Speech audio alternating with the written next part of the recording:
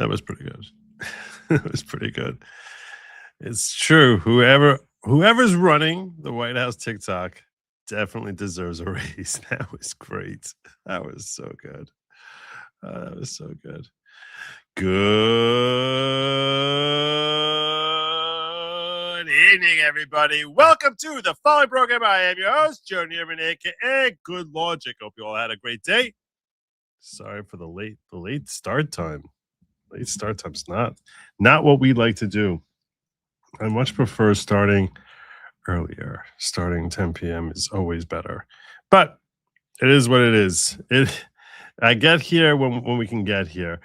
I'm gonna tell you that what we're covering tonight. What we're covering tonight is I'm covering some of the now that the Epstein files have had some time, the public has had some time to bake with respect to digesting the Epstein files. People have started putting together lists of the most disturbing finds that we've gotten released to us, certainly in the most recent batch of emails. Also, Donald Trump has pretty much been, no, I'm not going to say pretty much, he's been thoroughly exonerated. All those claims about him, all of you who believed in Donald Trump and said, I don't think this guy engaged in any of those activities with those underage girls, everyone who believed in him has basically been proven to be 1000% correct. That he never did any of that. Quite the contrary. That out of all the public individuals who had relationships with Epstein, which it seems like there's an unending list of these individuals. Out of all of them, the only one to come forward and to try and encourage the police to go after him and Ghislaine Maxwell was your president, Donald Trump, and he was doing this back in 2006. There's in fact, I didn't pull this up. I want to pull this up. I want to give our president props. I want to give him props. So what I'm going to do is I'm going to actually go through the entire I don't know if it's reader or writer report. I'm not sure what it is. So what we're going to do is we're going to look through the entire reader. I'm calling it reader report. We need to have goals. Should I do goals? I didn't do a goal tonight. All right. I'll do a goal now. I should have done a goal. All right, we'll do a goal.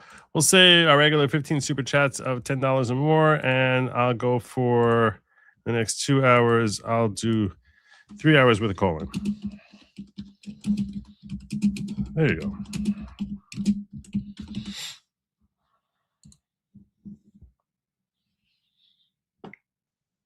Better? Is that better? I should have made the goal 500 likes. Just because, I'm so frustrated, I can't get likes out of you people. Some of you, I think, are consistent like givers. Others of you are a little bit slow on hitting that button. I need the likes. Need those likes. So, yeah. Also, I did open up the live chat there. Did I open up? Let me make sure that I'm looking in my. Yeah, we're good over here in the ghetto too. So everything's good. No goals, Joe, no growth. I took care of the goals. We're good on the goals. Okay, so before I get into the slimiest details, I want to actually show you the report that was made in 2020 by an officer named Writer. What was it? Is it Reader? Is it Writer? I don't know. Something like that. Reiter. That he made a report, and he was one of the police officers who was involved in the investigation of Epstein going all the way back to 2004. And he made a report which references his involvement with Donald Trump in helping this investigation. And I think that it's only proper that we actually look at his report. We actually look at it and see exactly what it is that Donald Trump has, said and did at that time, so we can appreciate just how amazing our president is. Yeah, I think that's appropriate. Why isn't No. All right. Let me just open it up. Open. I'll open it. Downloads here. Okay. All right. This is the report here.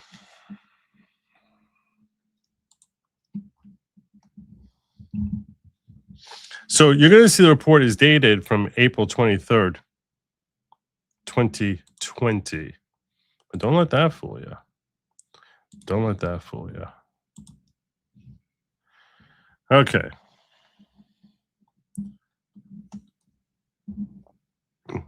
This is supposed to be the report from Reader. Blank date of birth was interviewed, blank detective and special agent. Prior to beginning this interview, it's only a 4-page report.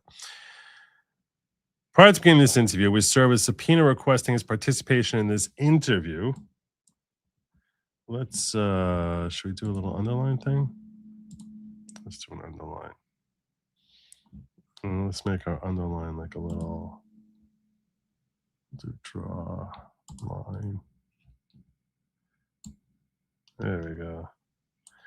Interview, and that he turned over materials to his possession pertaining to his investigation. It turned over the agents 2 boxes containing case-related materials that states he recovered from deceased case detective blank home. After being advised the identities of the interviewing agents, the nature of the interview provided the following information. Blank stated that in one of the boxes was an image copy of Jeffrey Epstein's kitchen counter laptop that had phone messages that blank hadn't seen before. Okay. So an employee was stealing from Epstein, and Epstein called the Palm Beach Police Department. This is how blank met Epstein. So basically, he was trying to help Epstein with respect to a police report. Epstein donated $40,000 to the Palm Beach Police Department to help purchase a machine to help the PBPD review security footage. He also wrote a check for $90,000 to help them purchase a fingerprint machine. This was around the same time that Epstein's first victim had come forward to the Palm Beach Police Department.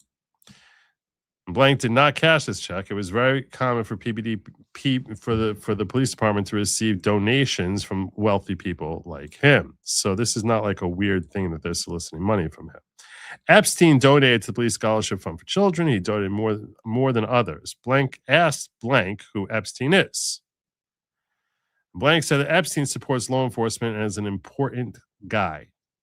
You have to realize this is well before there was any sort of investigation into anyone knew anything terrible about this guy. The Palm Beach Police Department checked him out and saw a New Yorker article about him.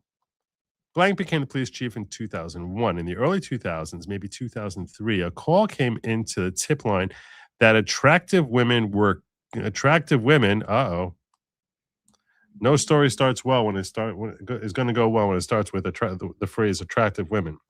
Attractive women were coming in and out of Epstein's house. The Palm Beach Police Department did surveillance of his house, and 2 separate women were stopped. They were both students of blank school. I don't remember the name of this school that he used to as his little recruitment zone. But he did go, the way, if you're not familiar with the way Epstein operated, what he did is he would have students in one class, like 7th graders, 8th graders. Like basically, he would tell them, hey, I'll give you $200, and if you bring a friend, I'll give her $200, and I'll give you an extra $200 for bringing her. And they ended up becoming his recruitments. And Virginia Guffey played that role a lot for him. But Marianne, who testified at the Ghislaine Maxwell trial, said that she did the same. So they were both students of blank school, both adults, and said they were working for him. So they're both claiming to be adults and claiming they work for him. The stepmother of the first victim, whose name blank thought was blank, was the one who made her come forward. Agent blank. It's like, I don't know why I have to block out the agents' names. That sounds kind of, it's like, agent, no. Oh, so this is not the agent. This is not the agent. Blank's last name was blank. Like, why can't you give us a first name? Like, it's like, I'm not looking to embarrass or humiliate any folks here. Okay, I'm not looking to embarrass anyone, but it's kind of obscene and ridiculous. It's kind of obscene and ridiculous that we can't get like an agent name. Did I forget to do this? I think I forgot to do something. I think I forgot to post on X, which is a very bad mistake. I definitely forgot to do that. I also didn't post a notice. I knew I'm like, something's wrong.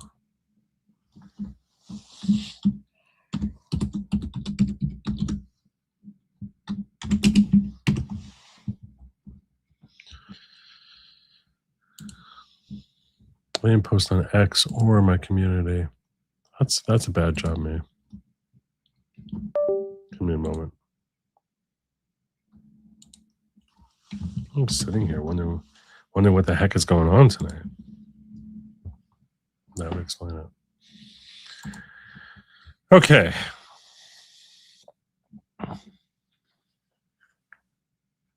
Fine. So the stepmother called and said her daughter was having sex with a man in Palm Beach. They were brought into the precinct, and she said, "I'm not the only one. There are other girls doing it," which that's like a common defense that high school students will give, thinking that like there's always comfort in having company. This case was assigned to blank. See, why can't we know who it's assigned to? Like, why is that? Why I don't even know who this why do they have to try to hide who this interview is? Like, why is this? This is so stupid. Case was a blank interview blank a few days later. The case starts grow rapidly. Blank experience inside the house was then corroborated. More surveillance was done to Epstein's house to make sure that, hey, these people are not just making up their stories. Some kids were observed prepubescent with braces and backpacks coming from school. Aviation personnel spoke with PBPD about who was coming and going. One employee said there were dozens of girls in just one day. The PBPD then put together a case and brought it to the state's attorney's office. At this point, Blank believed they were already in communications with the defense. Blank spoke with the state's attorney, whom he had a good relationship with. Blank was to get a detective and speak with the sex crimes unit on who to use. When the state's attorney asked who the case was about, Blank said it was about Epstein. State's attorney told Blank that he had never heard of him. Then after he spoke with the defense, the state's attorney told Blank to write Epstein a notice to appear for a misdemeanor for lewd and lascivious behavior. Like, if this isn't like the understatement of the century, I don't know what it is. Blank debated on whether to arrest Epstein on probable cause, but said it would be problematic with the state's attorney because it's rules for thee and not for me. And he was part of the me crowd, very much part of the me crowd. The Palm Beach Police Department tried to keep this case very tight, which you can understand because they're like, if we have this wrong, we don't, and you also don't want to alert his attorneys. You don't want to alert him. So there's a lot of reasons to keep this tight because as soon as this becomes public fodder, so his attorneys start getting involved and you could be besmirching someone's reputation if it's, a bad lead. So that makes sense, I guess. They would type up their reports and put them on a hard drive, which they would put in a safe. They would not input these reports into the computer. They had sexual battery cases against the co-conspirators. When the Palm Beach Police Department presented it, they wouldn't approve it. Who wouldn't approve it? The state's attorney said the victims were not credible. There we go. Oh, so that's why they couldn't get approved. The state's attorney said the victims were not credible and would show their MySpace pages and such. They refute minute details in the probable cause affidavits. Wow. Blank thought it was leaked by the attorney's office. Blank thought the defense attorneys thought they weren't doing enough to talk them out of it. The case died at the state level. This is an embarrassment for the district attorney from the state of Florida. This is humiliating. This should be humiliating for them. And then we're led to the state attorney asking him to recuse himself. After this, private investigators began harassing and playing games with blank. So for even trying to like look into him, he started getting harassed by these private investigators, presumably working for Epstein. Epstein had blank go to blank and tell him these girls are just prostitutes. They're just happy endings. There are minor cases. Private investigators began pulling the police officers' trash. About 6 months later, after Blank retired, he was contacted by a private investigator who was represented by attorney Blank. He told Blank that he had some safety concerns for him. Blank was told that Igor, Epstein's trainer, recently purchased a townhouse. Okay. Blank received a call about a target letter that he had received. This individual told Blank that he doesn't have to worry because Epstein is not in Palm Beach anymore and that he sold his house. Okay. Blank stated this was not true, and this is a weird call. The Palm Beach Police Department referred this case to the FBI and introduced the victims to the FBI. So now this goes from being a state case to a federal case. Everyone was very motivated. Eventually, there was a lack of communication. Blank heard there was a discussion of a plea deal or a non-prosecution agreement. Blank asked to speak with the United States Attorney Alexander Acosta. Alexander Acosta is the one who ended up giving him his non-prosecution agreement ultimately. And the difference between a plea deal and a non-prosecution agreement, as I understand, is non-prosecution is basically immunity before you're charged. So Blank asked him if he was going to own up to what he promised when he was sworn in. Acosta said that the defense had him very frustrated with the case. He said that there was a lot of interest from higher up. The state did not want to take it back. It took months to convince them to take it back. It was very disappointing the system failed in this case. Blank was told that the non-prosecution would include a fund for counseling and medical. There was a hurry to make this case go away. After giving the $90,000 check, Epstein came back to Blank's office and he talked about Harvard donations. See, this is this jackass throwing his money around, trying to like basically curry favor with the police. Epstein just wanted to know about Blank. It was like he was sizing Blank up. Afterwards, Blank walked with Epstein to the lobby, and someone else was there. She was like a statue. Why we can't know the name? Who the hell knows? Palm Beach Police. This is where we're getting to the part that really matters. Palm Beach Country Club is a Jewish country club. Thank you so much for sharing that little tidbit of information. And a lot of wealthy people are there and they flock together. Mar-a-Lago is a mix of everyone. Donald Trump told Blank that he threw Epstein out of his club. So this is a story that Donald Trump was saying all the way back in 2004, that he was telling everyone, I threw that guy out of my club. This is not something he started throwing around in the last few years. He was saying this more than a decade before he wanted to run for president. Trump called the Palm Beach Police Department to tell them, thank goodness you're stopping this. Everyone has known he's been doing this. That's what Trump told the police in 2004. So this report, which is from 2020, says that all the way back in 2004, Trump was telling me, thank goodness you're stopping this. Everyone has been known he's doing this. Trump told him people in New York knew Epstein was disgusting. Trump said Maxwell was Epstein's operative. This is information he's volunteering, right? I mean, how would he know that Maxwell? How would he know to name Maxwell unless he was trying to help them say, hey, you need to look into Maxwell. Quote, she's evil and focus on her. Trump told Blank that he was around Epstein once when teenagers were present and Trump got the hell out of there. Trump was one of the first people to call. Look at that. One of the first people to call when people found out that they were investigating Epstein. There you go.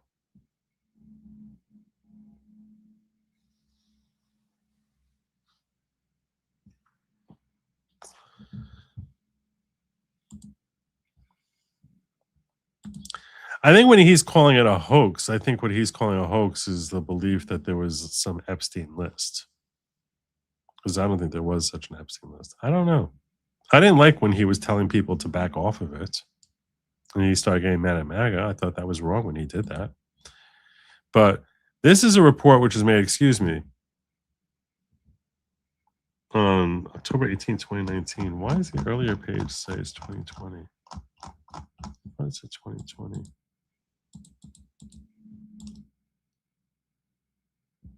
It was taken on the 19th, and then it says 2020. I don't know.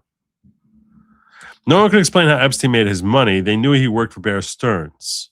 Blank was told that Epstein was kind of a technical guy that would make it happen, but you didn't want to know how. None of the victims told that PBPD spoke with said that they had sexual contact with men other than Epstein. So they're basically saying, and that's consistent with the victims that we heard from in the Ghislaine Maxwell trial. They didn't talk about other men, just Epstein.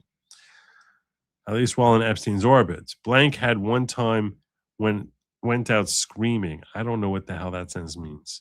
Prince Andrew was a fixture in Palm Beach, and he had no protection while there. I don't even know whether I literally don't know here whether they mean no protection. They mean like sexual protection or like a bodyguard. I have no idea what this sentence means. Blank had done interviews in the past with people, victims, thought that PD was paid off by Epstein, which was why Blank went and did these interviews. He felt he needed to defend PBPD. An interior designer told the Palm Beach Police Department that rooms in the Virgin Islands have been decorated for teenage girls. See, this is so sickening. Blank contacted the Virgin Islands Police Department, but they were not helpful. In the end, when Epstein had turned himself in to plead to the misdemeanor, Blank was notified and found out from the newspaper. Was not notified and found out from a newspaper. So there you go. So this part here is the part which basically everyone is focusing on.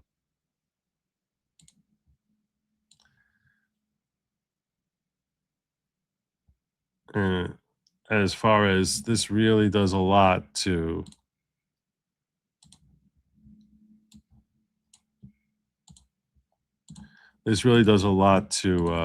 exonerate Trump. And I mean, for anyone who had any doubts, the left still stupidly going around calling him a PDF. But yeah, so there you go.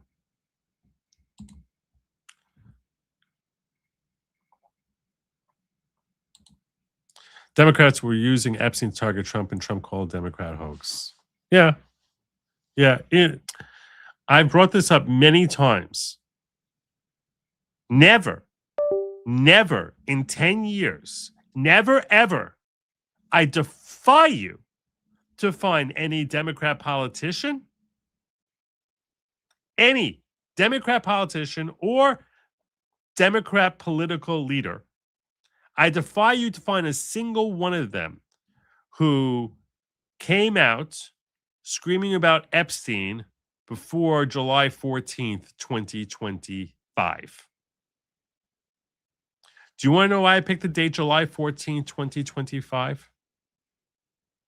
I defy you to find one. You won't find any. You're not going to find any congressmen. You're not going to find any media. You're not going to be finding anyone at all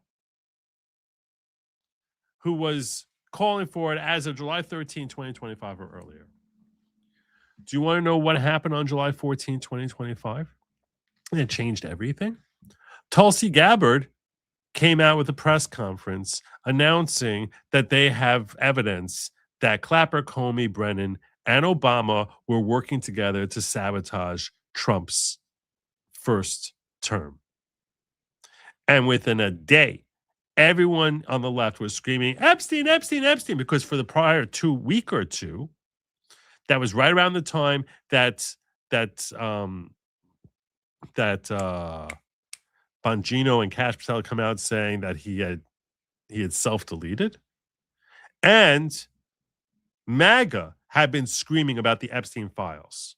MAGA was going nuts about the Epstein files. But it wasn't until Tulsi Gabbard came out with that statement that anyone on the left wanted to talk about Epstein. None of them wanted to touch it with a 10-foot pole. So yeah, they never cared about these girls. They never cared about these victims. They're heartless. They're completely and totally heartless. They never care about them whatsoever. And if they thought for a second that there was anything that showed Trump in a negative light with respect to the Epstein story, that truly showed him a negative light, he would have been charged. You would have been hearing them talking about left and right, and he would have been charged.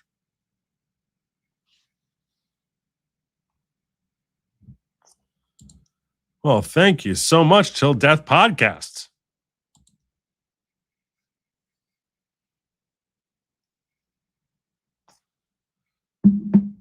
This whole thing has been about trying to go after Donald Trump. Is they don't care at all. So that's why we ended up getting it. And here's even ABC News admitting that Trump is the hero of the Epstein story, which is something you never thought you would hear. This morning, a new document coming to light claims in the mid-2000s, President Trump called police about Jeffrey Epstein. Among the 3 million Epstein files released by the Department of Justice last month is a 4-page FBI report on an interview the Bureau conducted in 2019 with the man believed to be former Palm Beach Police Chief Michael Ryder. Ryder and his detectives began investigating Epstein for human trafficking in 2004. According to the document, Trump called Ryder around that time and said, "Thank goodness you're stopping him. Everyone has known he's been doing this." Ryder also says Trump said he threw Epstein out of his club, and he was around Epstein once when teenagers were present, and Trump got the hell out of there. The former police chief says Trump told him to focus on Epstein's associate, Ghislaine Maxwell, saying she is evil. Did you have any suspicions that he was molesting young women, No, I had underage no women? idea. I had no idea. Trump has long denied. See, it's such a stupid question because at what point are you talking about? Are you talking about in 2020? Are you talking about in 2007? Are you talking about 2004? Are you talking about 1994? It's such a stupid question. So they get a clip of him saying, "No, I had no idea." And it really depends on what point. Trump over there is obviously defensively trying to say that, like, when he was friends with him, he didn't have any idea. But by the time he called the police in 2004, he clearly had some idea. Denied having any knowledge of Epstein's crimes, but Ryder says Trump was one of the very first people to call when people found out that they were investigating Epstein. That's why it's such a stupid question. You asked a stupid question. Did you have any idea? If you ask me, did I have any idea that Epstein had anything to, well, not until I heard his name. I had no idea in 1990s when he was doing, it's such a stupid question. It's such a dumb question. And to make a clip out of it, what is happening? To make a clip out of it is so stupid. It's designed to make you dumber. Anyway, some of these emails are very disturbing. I'm just telling you now. Some of them are very disturbing. So, but it's important to understand what is out there. Some of these pictures are disturbing. I'm not going to show you. The most disturbing picture I saw was so sickening that I will not show it to you. Okay? But it was I'll describe to you basically. It's a blacked out picture. You see a black box, which is basically covering, it looks like a female body. It looks like a girl's clothing.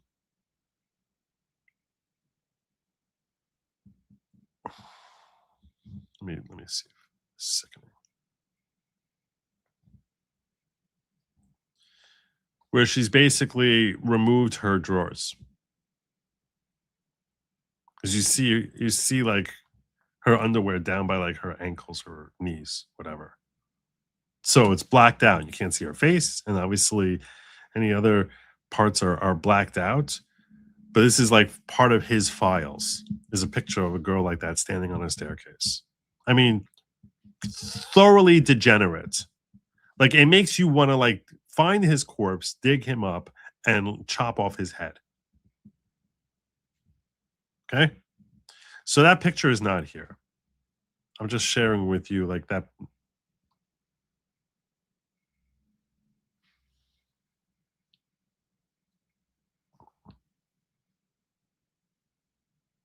Anyway, so this is an article which is breaking down some of the most disturbing elements that came from the Daily Mail. All the most disturbing redacted emails in the Epstein files as fury goes over why the names are hidden. The Epstein files contain numerous instances in which the identities of people who sent concerning emails to the late pedophile have been redacted. And it's aggravating that these names are redacted. I don't know why the Trump administration is doing this. It's very, very aggravating.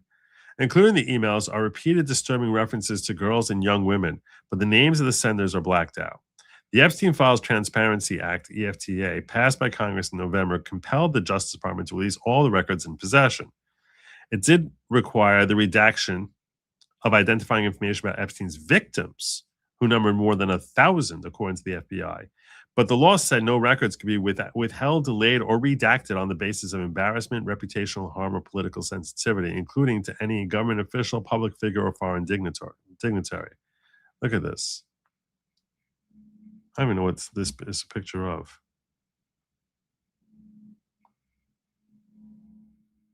Is this someone laying on his lap? I don't even know. Someone's laying on it. Members of Congress were given access to unredacted versions of the files on Monday under strict conditions, and what they saw is likely to spur further outrage. The little teeth. Thank you, Jeffrey Epstein from blank. Thank you for a fun night. Your littlest girl was a little naughty. Why is this redacted? We should know who the hell sent this. This is in 2014. Years after everyone knew that he was a predator.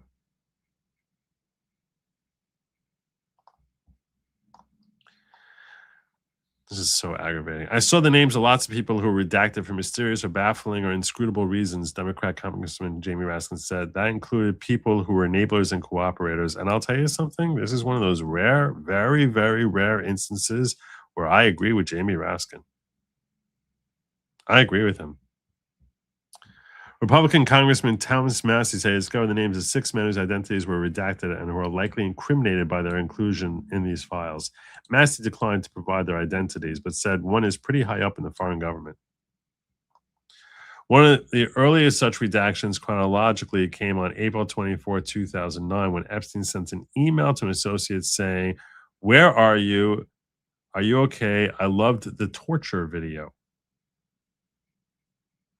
The unnamed person, replying from their BlackBerry, wrote, "I'm in China. I'll be in U.S. second week of May." Epstein responded, "Hope to see you."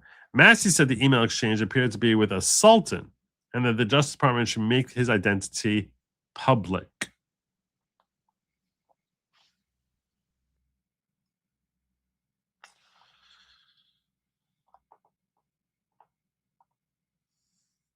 Here's a video of Epstein that came out.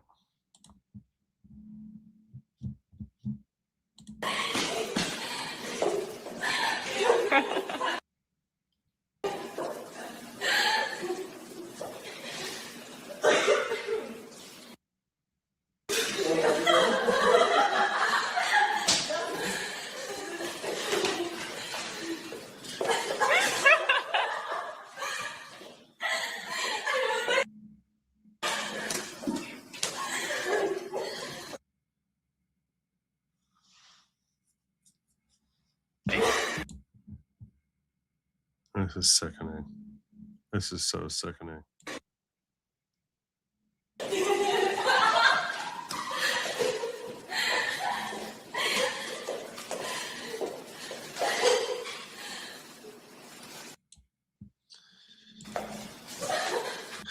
All right. Another controversial redaction features in a 2014 email in which a sender whose identity is protected told Epstein, "Thank you for a fun night. Your littlest girl was a little naughty." The email was sent on March 11, 2014 from an iPhone to Epstein's account. Everything in the email is readable except for the name of the sender, which is covered with 2 black bars. The email was sent 6 years after Epstein was jailed for procuring a minor for prostitution. Quote, "America deserves to know who the F this person is," wrote one ex-user of the email sender. A supported by many others on social media. I didn't see that tweet, but I would have given it a like. Another 2017 email. A redacted sender emailed Epstein to say, quote, I met blank today. She is like Lolita from Nabokov. Femme miniature. So now I should send you her type of candidates only?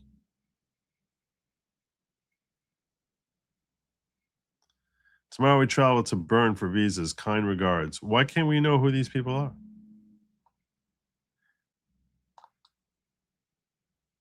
Another person emailing Epstein 2018. I found at least 3 very good young poor, but we were so tired. I will cover up this week. Meet this one, not the beauty queen, but we both likes her a lot.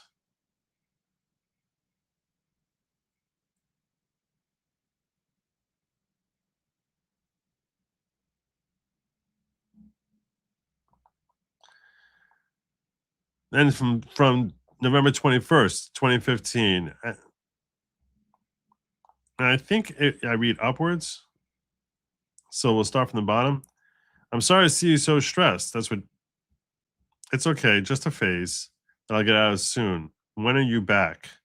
Any friends for Jeffrey while you're recovering? This is what Jeff sends. I have one closest friend, but I don't think she's your type. Maybe this just came to my mind. Sweet girl, 20-year-old, American. Also, Google for blank. Looks like you.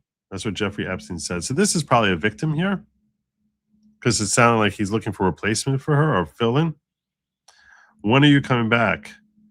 Then this is this close friend blank. She's Australian, super cool, 23 years old. Lots of fun, dark hair girl at picture. I don't know, Jeff. I just don't have that many beautiful blonde young girlfriends who would be nice and smart as well in my life. Ha ha, but believe me, I always think about you when I'm meeting new girls. So sickening. Hey, this little pyramid scheme of finding new victims. And this one is, I think, totally your girl, but I haven't seen her for super long. She's been out of town for a while. Just message her to check up. So these redactions to me read like someone who is actually a victim, likely a victim themselves. A lot of them, the victims, would basically serve to bring in other ones.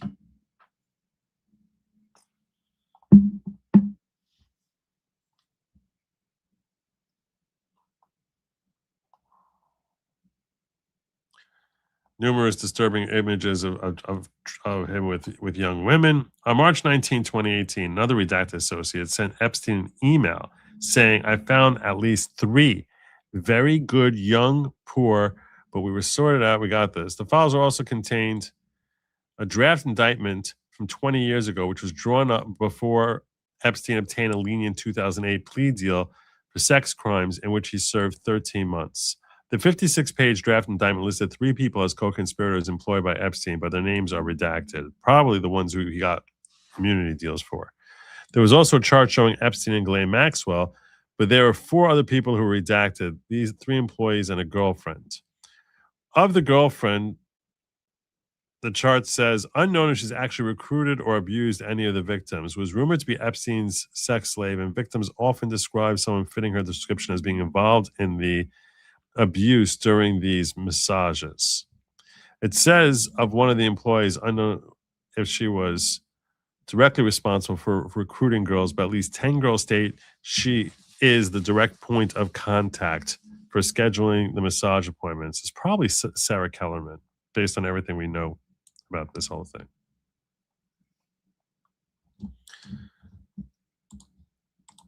Kimberly says on YouTube, you can find Promethean, who talks about Epstein's dealings and why it rocked the UK so hard.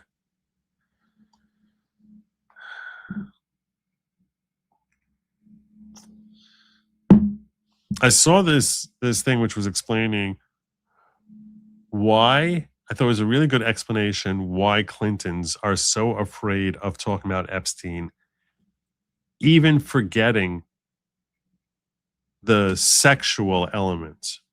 Why it's not just, let's assume for a moment, I'm just going to pause because we're talking about other people who are associated here. If we assume for a moment that Hillary really hates Bill Clinton, Okay, which let's put it this way. It certainly doesn't seem like anything but a relationship of convenience. So let's assume that she hates him and has no problem describing all of the sexual crimes that Bill did. No compunction about with being very open about what a complete and total slime ball he is, because everyone in the world knows that Bill Clinton was a lecher his entire life. He's always been that. This is this is not even I would call it the worst kept secret if it were secret. But everybody knows that this guy is philandering with anything which moved and was half his age or younger. So let's assume that from Hillary's perspective, she has no problem with him being hoisted on his own petard, as small a petard as it may be. Now,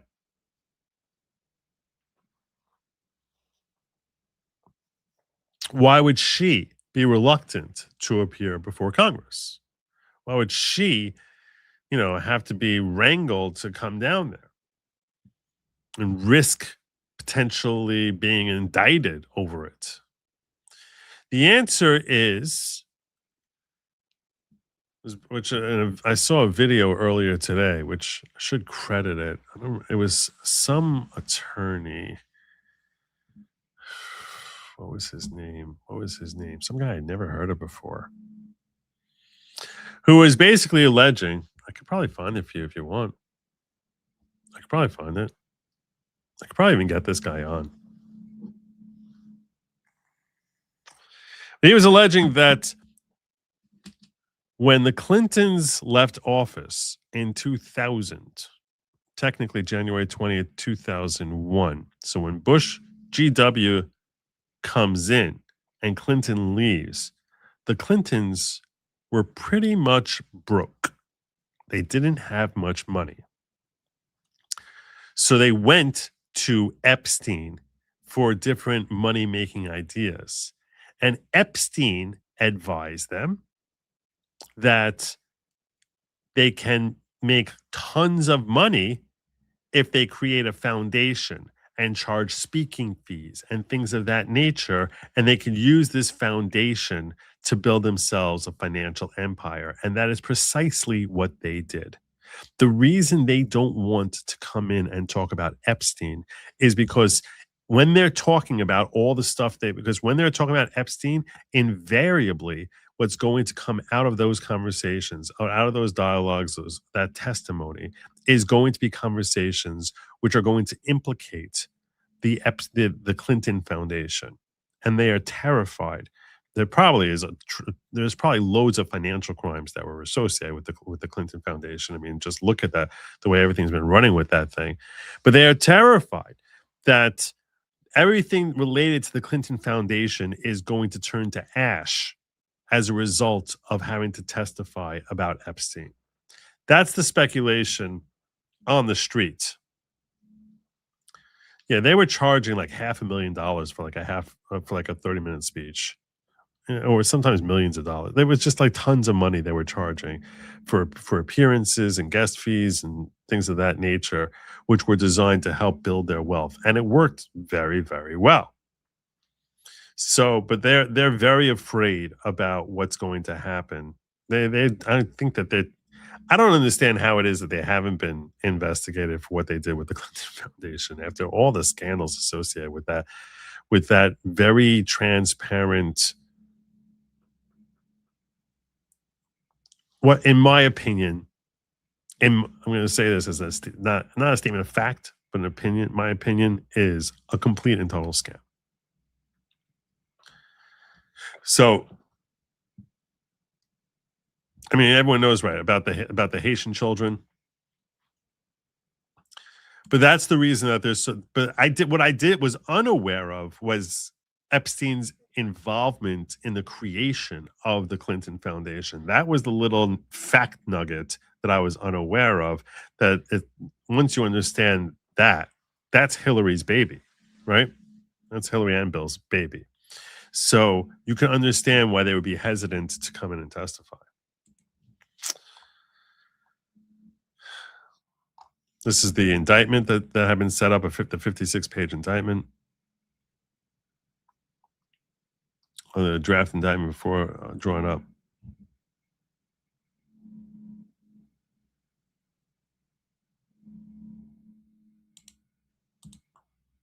Lauren's saying, hard to believe you're just waking up to this now. Why do you think I'm just waking up to this now? What part of this? The only thing I'm new to is the fact nugget I just gave you now, which is that Epstein was related to the Clinton Foundation. I didn't know about that until today, but I'm not sure what you think I'm just waking up to. But been fighting for these women and the children for years. Me Too movement was probably invented to numb us the real reality of the true victims. I think you're right about that, by the way. I think you're probably right. I think that the whole Me Too movement was so inorganic. There was something very weird about the Me Too movement. Anyway, another part of the drop is weird things involving Epstein. Let's check out this 40-second clip. I said, are you sure? And he said, yeah, it's all over the papers. We're all terrified we're going to lose our life savings because we have either a 401k or our pension funds. We don't know anything about money. Mr. Epstein, can you tell us, like, what's going on? Am I going to be able to afford my children's education? Am I going to be bankrupt like this company called Lehman Brothers? And there's another company in the front page today called Bear Stearns. Oh, no, I said. Why? Because that's the company I was a partner in. And in fact, that was a company I had a very large investment in. He worked for Bear Stearns. That's where supposedly he made most of his money. But so they made a big deal about the fact that he made a choking gesture there. I don't think I don't really take anything from that. In a March 31, 2017 email, redacted associate emailed Epstein suggesting a woman for a job. The unnamed person wrote that she wants the job badly, but not as pretty as other applicants, adding that she was willing to do anything you ask her. Another candidate was described in the email as not very young, but beautiful. In a separate exchange, meaning that they know. Why would the candidate know it's not very young? That's like a negative, even if you know that he's into like beautiful women. Like, but the fact that her age is a problem, this is like such a poorly kept secret as to what a slimeball this jackass was. That it's like, oh, you might not like her because because she got her braces off already. Sickening douchebag. Look up Beelzebub on the government site.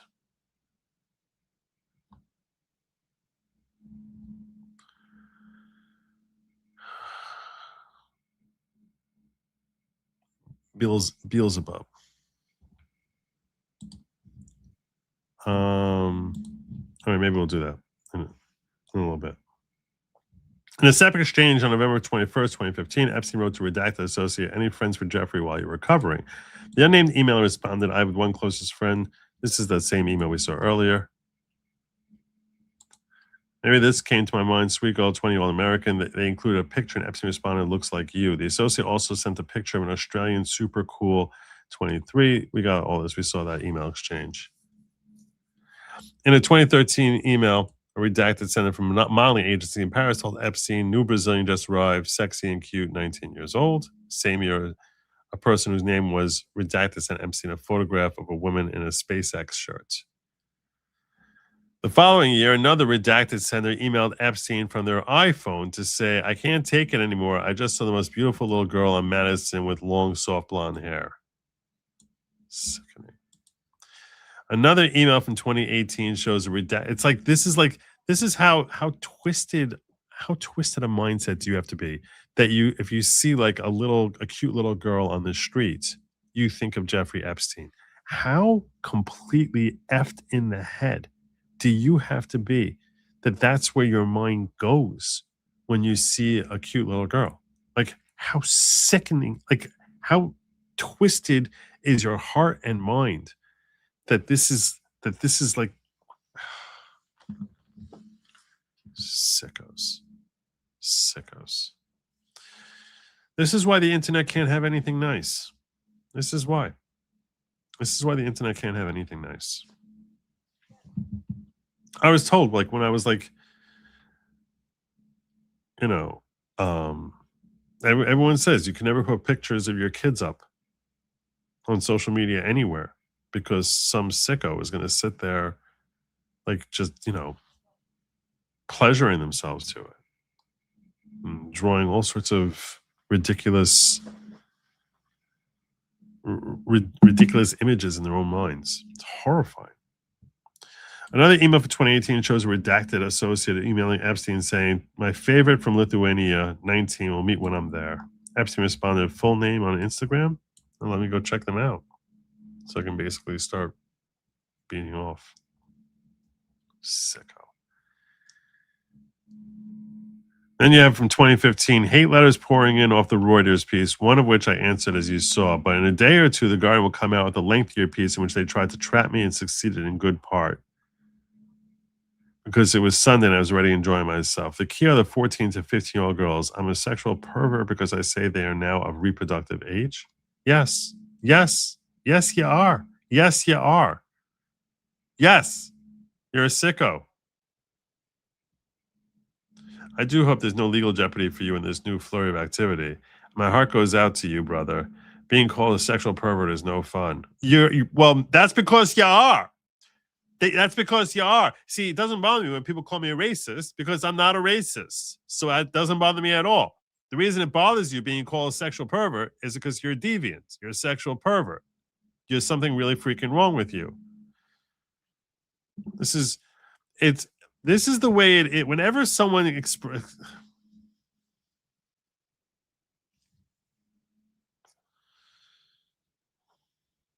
less so if you have served time for the crime. Really? Really?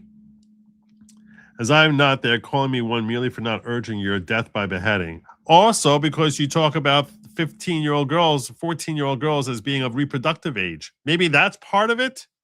Maybe? That you're thinking about them in that sort of term? Back in touch. Hope you're fine and more than well protected. Who's the author of this email? That's what you want to know. Who's the author? Why is it we can't know? Why can't we know who wrote this? Why is this redacted? This is a question we should be asking Pam Bondi. Why the hell is this redacted?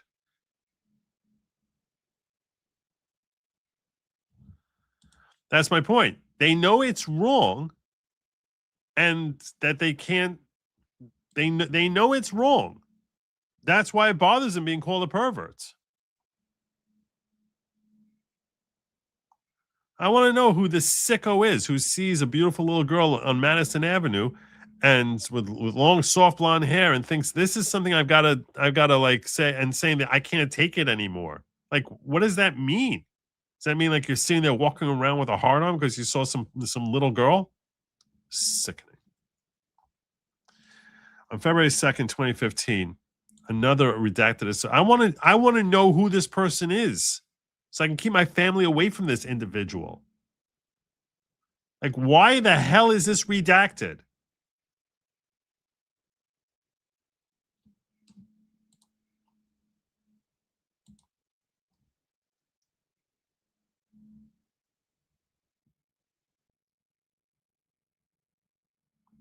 We are 30 likes away from 300, at least as of that writing.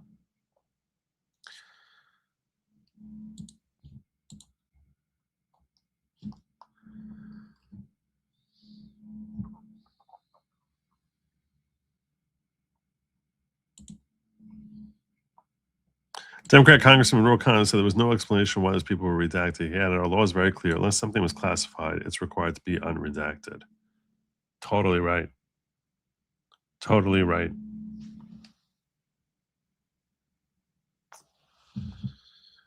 %100%. So someone asked me to check out, there were two things I was supposed to check out. One was this Promethean on YouTube. Talked about Epstein's dealings and why it rocked the UK so hard. Let me see if I can find that.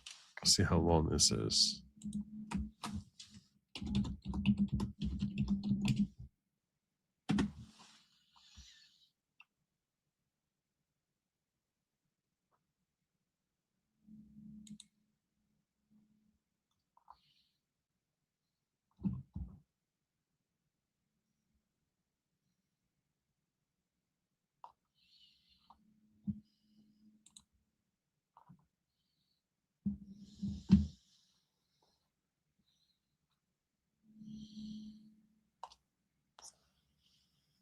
I'm not sure which of these videos.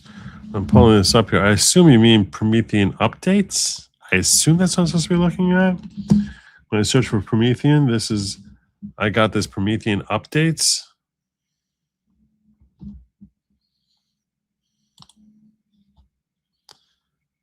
The inside. I'm trying to see which.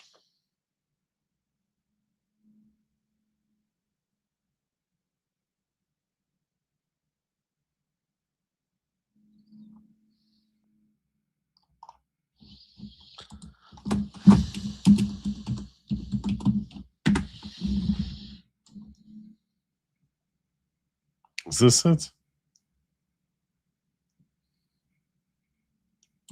In France, the latest Epstein files confirm an extremely close relationship between the French-German head of the Edmond de Rothschild group, Ariane de Rothschild, and convicted sex offender Jeffrey Epstein. That's one of the largest and most significant banks in the world. From 2013 until his death in 2019, Epstein acted as an unofficial advisor to the Switzerland-based bank. When the bank came under U.S. DOJ investigation for money laundering, Epstein arranged a sweetheart deal through his close confidant, Catherine Rumler, Barack Obama's former White House lawyer. Then there's the current CEO and president of the World Economic Forum, Borja Brendi. Forbes tells us that his Epstein relationship has led to an internal investigation and a possible fight for control of the World Economic Forum with the founder, Klaus Schwab. Schwab himself, of course, had to resign because of sexual and financial scandal. Alex Craner has a very insightful piece about all of this. You should read it. He documents how the public operatives for London's rules-based order are vetted and picked. They are all deeply flawed. Their flaws are well known so that they can be controlled by the individuals and institutions behind the public show. Now, as if by divine force, the covers have been ripped off. And I'm getting a little confused. I'm not going to kid you. I'm getting a little confused. And I also have all these different questions, like where are these links shown? Like, show me the links. Don't tell me about that. We're in transparency phase here. Show me the links so I can like draw that conclusion for myself.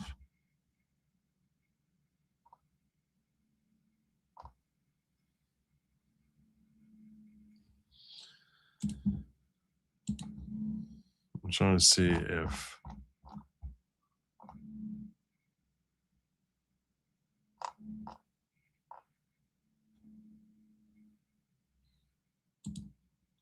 see if Kimberly followed up with any statement as to like what video I'm supposed to be looking for.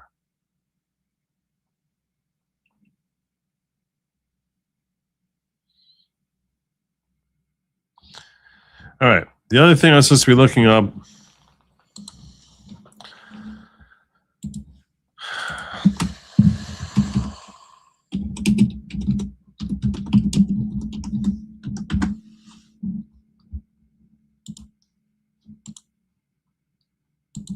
I'm supposed to be looking up from Beelzebub.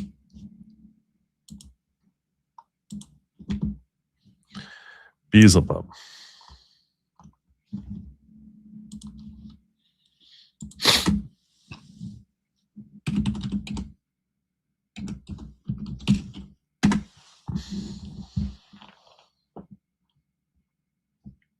Did we misspell that? Is it Beelzebub? Is it?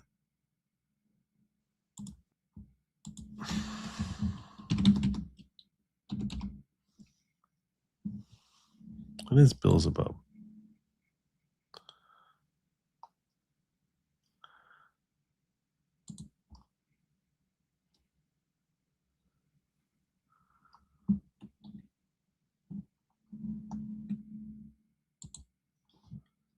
What am I looking for? You be real. What am I looking for?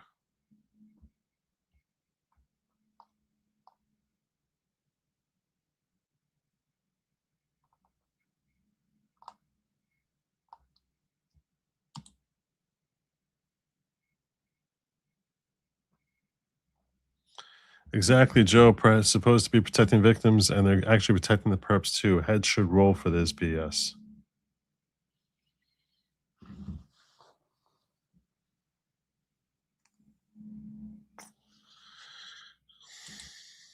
It's really up to Trump. It's really up to Trump. I'm spelling it the same way that the word is spelled.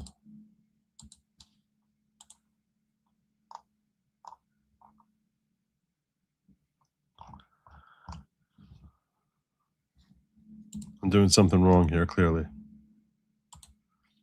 Mendelsohn?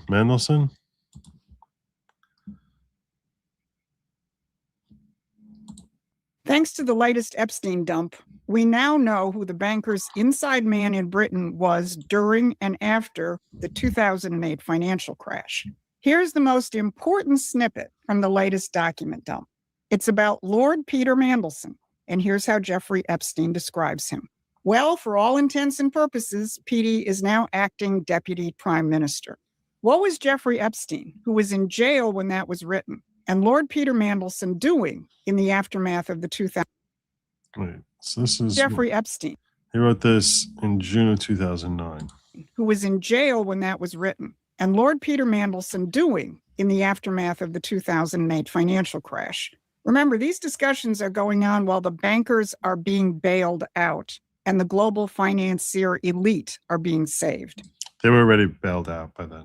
They were bailed out. They were bailed out before Obama came in January of 2009. But it was a fresh bailout. But instead of that story, here's what you're being inundated with. Now, if you read the TDS-infected press like The Guardian, you'll see headlines like... Now, I don't know when banks in UK were bailed out. I'm only talking about American banks were bailed out. Let me be 100% sure on that because I don't want to be factually inaccurate about something.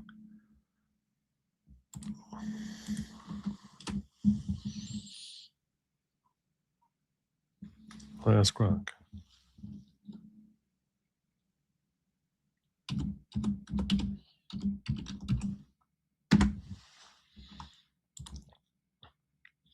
Hey, Grok, real quick, when were the financial bailouts for the banks after the crash of 2008?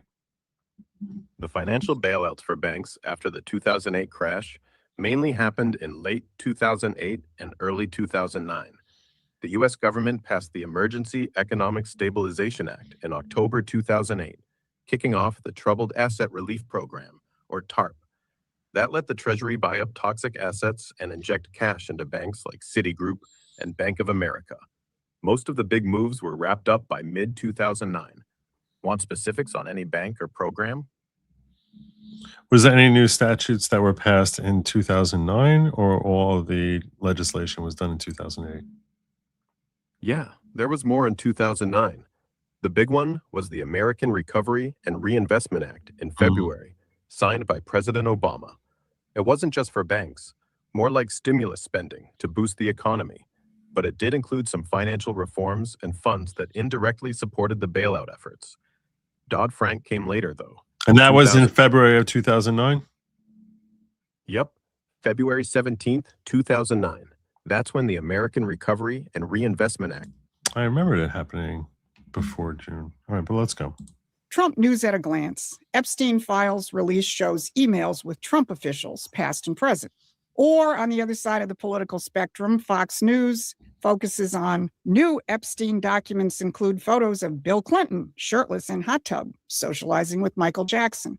Or if you want to go hardcore British psyops, The Telegraph says Epstein's links to Putin and Kremlin spies. Yeah, that was Grok I was talking to.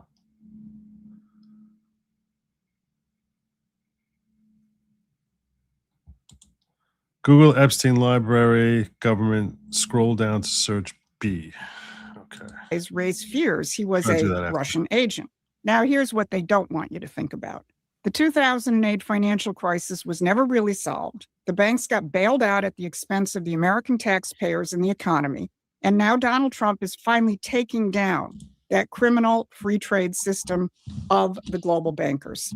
On the very same day these new Mandelson revelations came out, Donald Trump was busy dismantling what is left of that old world order with dramatic new economic moves, including the creation of a strategic critical minerals reserve. Now, if you think this is a coincidence, you haven't been paying attention. And most important, it's not about sex and blackmail. I'm Susan Kokinda, and for months, I've been telling you that the big reveal in the Epstein files was about Peter Mandelson and how it had more to do with the 2008 financial collapse and the banker's empire than it did plane trips to an island. So if you want to get above the noise and get the deeper story, hit the like, share, and subscribe buttons so we can stay in touch and we can reach more people. We're going to look at three things today. First, the new Epstein revelations on Mandelson and why Epstein called him the acting deputy prime minister during the 2008-2010 financial crisis. How President Trump is addressing the root causes of that financial collapse by abandoning the bankers' model of free trade. And third, how Project Vault, the new strategic mineral reserve, is a powerful reassertion of American economic sovereignty. So the real big casualty of this latest dump is Lord Peter Mandelson, the former British ambassador to the United States who had the assignment of trying to manage Donald Trump. That didn't work out so well. His was one of the first heads to roll in the first Epstein file release. He was forced to resign as ambassador. But now this new file dump has forced Mandelson to resign both from the Labour Party and to leave his seat in Parliament. And a few minutes ago, this headline just dropped: how King Charles could strip Mandelson of his peerage. Now, to the extent the American press has even mentioned Mandelson's resignations, they portray it as another disgusting episode in the world of jet-setting perverts. But that's only the subplot. They don't want you to look at the main storyline. Mandelson wasn't just socializing with Epstein. He was a top-level policy operative embedded in the British government. And the new files show devastating evidence that in 2009 and 2010, right in the middle of the financial crisis, Mandelson was leaking highly sensitive government information to Jeffrey Epstein. We're talking about advanced knowledge on bailouts and asset sales. Epstein was providing... That's not advanced knowledge when all these bailouts happened in February 2009. So I don't know. I'm questioning this. His clients with more than sexual services. Epstein was the fixer. Mandelson was the inside man. Remember, here's what Epstein told Ghislaine Maxwell in June 2009. That little Petey, which was his actual nickname for Mandelson, was, for all intents and purposes, practically the deputy prime minister. The real story is about policy.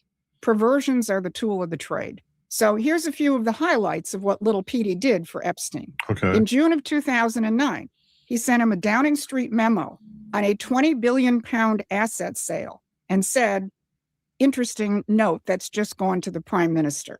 2 months later, he leaked a confidential banking memo 4 seconds after receiving it. In May of 2010, he tipped off about a 500 billion Eurozone bailout, saying, this should be announced tonight, just leaving number 10. And on May 10th... Yeah, this sounds like insider trading type of thing. This sounds like he's trying to help him make money on the impact that these bailouts will have on the market. He gave Epstein advance notice of Gordon Brown's resignation. The prime minister finally got him to go today. But it gets worse. Mandelson wasn't just leaking, he was fixing. In one of the newly released files, Mandelson advises Jamie Dimon, the head of JP Morgan, on the need to mildly threaten the chancellor of the exchequer. This is how the post-2008 system actually worked. A network of fixers, bankers, and political operatives, ensuring that governments served financial institutions with bailouts, not national interests. Epstein connected the money, Mandelson opened the doors. And now the system that protection racket served is being challenged by Donald Trump. So see, okay, when she's talking about bailouts, she's losing me here because the timing doesn't work. But the specific disclosures she referenced, those do seem like it's insider dealing between Mandelson and Epstein. When you see little Petey resign now, it's not because of compromising pictures of him and his skivvies. The acting deputy prime minister of the globalist order has lost his mandate because the financial system, which was kept on artificial life support by the post-2008 bailouts, is being dismantled. Now, since he came back into office, Donald Trump has been taking a jackhammer to the globalist system. His new Fed chair appointee has gone on record saying that the perpetual bailout policy of the Fed post-2008 was a disaster. Which anyone could have seen it was a disaster. Anyone could have seen it. This is something that I'm not Monday morning quarterbacking about this. When the bailouts were happening, I was screaming against them. The worst thing in the world you can do is to tell a financial institution that we're going to save that you can play around, make all the money you want, and when you lose, the taxpayer is going to pick you up. It's the stupidest thing in the world. Because, well, we have to. Otherwise, there's going to be financial ruin for the American consumer. It's like the bailout themselves are financial ruin for the American consumer. It's the stupidest. It's the most mind-boggling thing in the world. And this is something that both the left and the right endorsed. They could not kick that money out fast enough for the bailouts. It was horrible. And Obama was leading the charge. Why do you think Wall Street? Obama got more money from Wall Street than anybody, any presidential nominee ever. And he delivered for them with those bailouts. Even before he was president, he was the one leading the charge. And he's going to end it. Treasury Secretary Scott Bessent has said the mission of the government should be to support the real economy and household incomes, not the financial system. And now President Trump is cementing new trade deals, which throw free trade in the crapper. Now, the mainstream media wants to present Trump's policies as chaotic and disruptive, and it argues that it's the Europeans and people like Canada's Mark Carney who are the adults in the room. But let's look at who is failing their populations and who's actually protecting them. Now, remember, just less than 2 weeks ago in Davos, Canada's Mark Carney and the EU's Ursula von der Leyen defiantly told the world that Europe, Canada, and the middle powers would forge their own way without Donald Trump's United States, and they would continue to carry the banner of free trade and windmills. Von der Leyen stood up on stage and boasted that the mother of all trade deals between the EU and India was coming, and it was signed on January 27th. As promised, that deal was based on the twin pillars of free trade and the fraud of climate change and green energy. But less than a week later, President Trump closed an American deal with Prime Minister Modi's India. In addition to reducing tariffs on both sides, which will go down to zero for U.S. exports to India, the deal announced a huge purchase of American goods by India. President Trump announced it in a Truth Social post. He said, the Prime Minister also committed to buy American at a much higher level, in addition to over $500 billion of U.S. energy, technology, agriculture, coal, and other products. $500 billion in purchases from key sectors of the American physical economy. Now, circle back to the European deal. They got no specific purchase commitments, hoping that the magic of the marketplace will, I guess, do its magic. And it's This is why Trump has to be able to use tariffs. He has to be able to use them. It's such a great weapon in his arsenal. And I think that I'm so angry at Rand Paul and Tom Massey for fighting him on this. They're so stupid to try and strip him of that power. It's not just India where the globalists aren't faring so well with their trade deals. The EU trade deal with South American nations in Mercosur has sent Europe on fire. Tens, if not hundreds of thousands of farmers are demonstrating in Brussels, Paris, Ireland, and elsewhere because that deal will bring cheap South American products into Europe and wipe out what is left of their farmers. And let's not forget ex-central banker and now Canadian Prime Minister Mark Carney, who went to China last month and came back with a trade agreement that will open the Canadian market to Chinese EVs and finish off what's left of the Canadian auto industry. So much for the Europeans being the responsible adults defending the rules-based order from Donald Trump, the disruptor. Now, if you're beginning to realize— Well, that could be. That could be. That would make sense. That makes a lot of sense, actually. that you're not hearing this from the mainstream press or your favorite influencers, you need to head over to Promethean Action and get our free newsletter. President Trump— So that was a pretty good breakdown by Promethean Action here. Dan Vicious gifting 1 subscription to Good Lawgic. Thank you so much, Dan Vicious. doesn't need a bunch of Monday morning quarterbacks second-guessing his every move. Now, it gets even more interesting. Yesterday, President Trump was asked about Mandelson's resignation. And after saying that he hadn't heard about it, he took the opportunity to point out this. I really don't know too much about it. I know who he is. It's too bad. Speaking of Epstein, I will say this. A reporter named Wolf and Epstein conspired. This just came out yesterday in the millions of pages of documents, how crazy this is. Conspired against me in order to fight like hell to make sure I lose the election. That's the only thing that was mentioned about me. Now, about Democrats, some really bad stuff, but about me, well, we wouldn't know because it's all been redacted by Bondi for reasons we can't explain. Wolf, whoever Wolf is, he wrote a book, a couple of books, and Epstein conspired against me. But then the president said something even more important. When Epstein was alive, nobody cared about him. When he's dead, they care about him. But it's really a Democrat problem. It's not a Republican, it's a Democrat problem. The only problem Republicans have is that we have to get back to, number one, running our country, and then number two, very importantly, letting the public know what a great job we're doing. We have the greatest economy in the history of the world. We have $18 trillion being spent.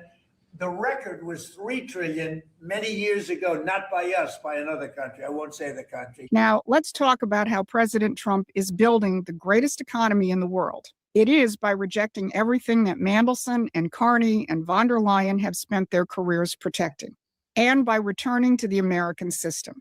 You've been told your economic choices are free trade capitalism or some version of big government socialism.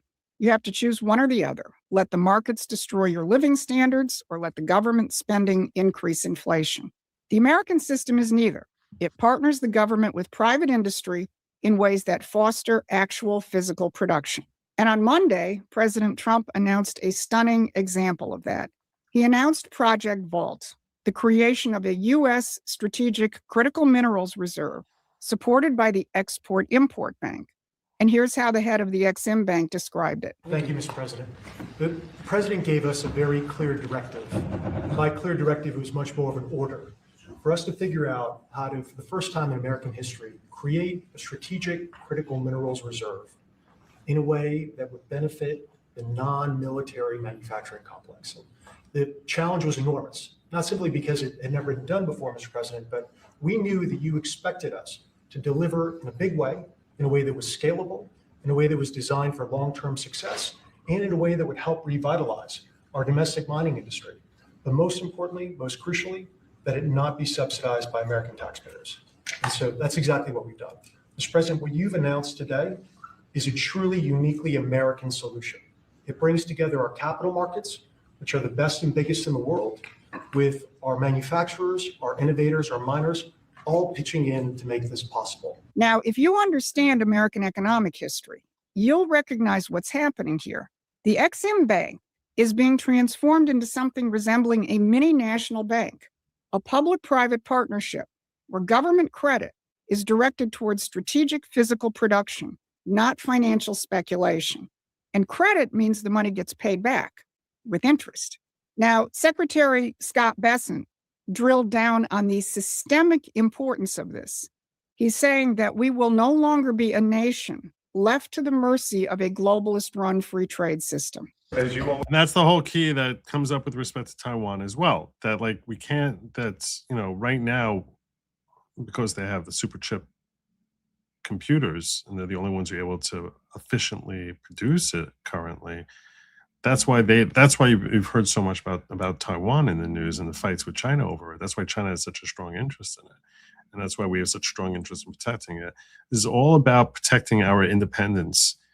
And as soon as we can break free, the more we can sever our dependence on others, the stronger we become and the more attractive we become to the rest of the world. I say economic security is national security, and a country does not have sovereignty if we don't have control of our critical minerals, don't have control of our steel production and our industrial base. And thanks to the work of everyone here through your leadership, this was a public-private partnership that only you could have assembled, and we are taking back our sovereignty, and we are going to have this Vault project, a strategic mineral reserve, and I can't tell you how innovative and exciting this is, and the level of security it is going to give us going forward is phenomenal. So let's look at what we covered. For decades, power came from controlling the money, controlling the free trade system, and subjugating nations and populations. Mandelson and Epstein were cogs in that imperial machine.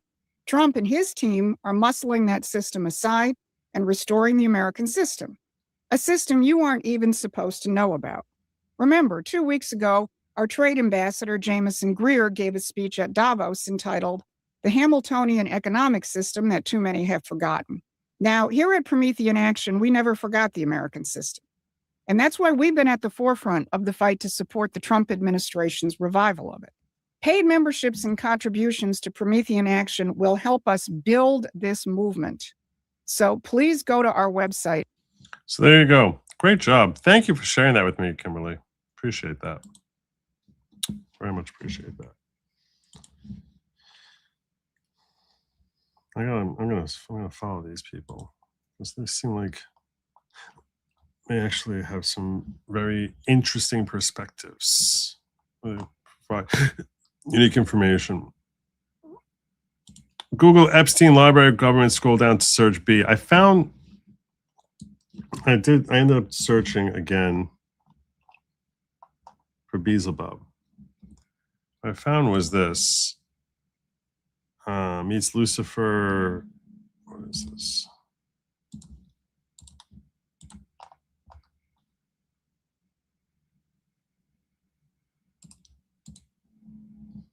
Found 3 things.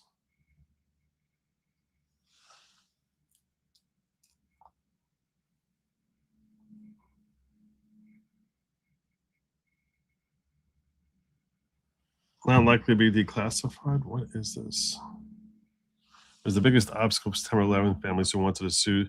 Robert Mueller was the biggest obstacle for September 11th families who wanted to sue Saudi Arabia. I think that's the Times of London. Not likely to be declassified. Steve Bannon is talking to him. FBI up to the neck on this.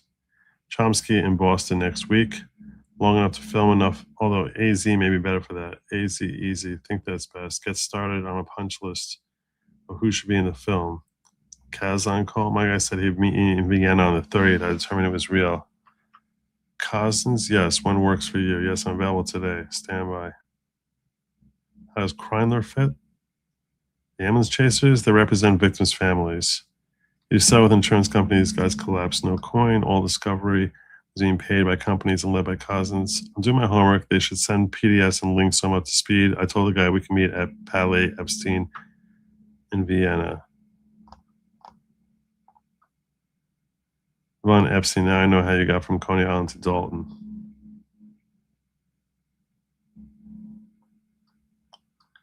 Turns out Laban is in 1618 also so future as I do now. Mystical, not understood. In 2/3 time on alchemy. Interview subtitle was Beelzebub meets Lucifer. Better to reign in hell than serve in heaven.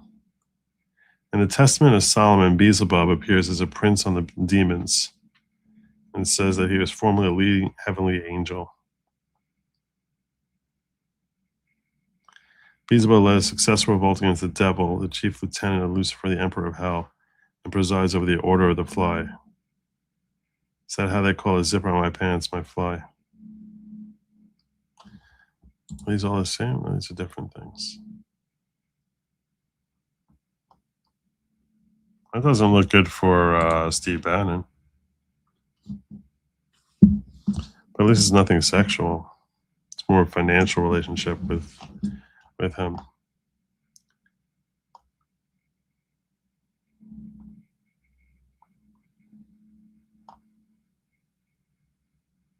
Oh, this is the same thing.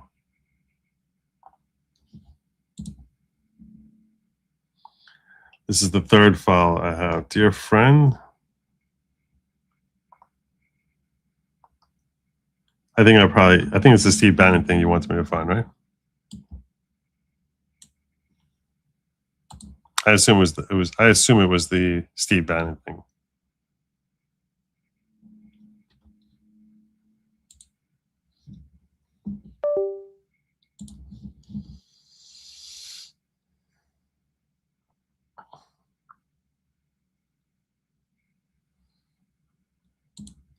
Hey, Joe, please give a horn blow for AK Log Cabin Films. Always here pumping up the likes. And you should hit that like button. This is for you, AK Log Cabin Films.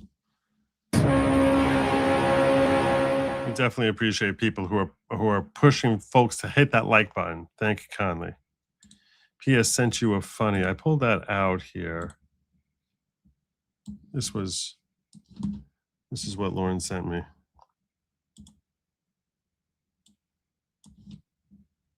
Oh, that's cute.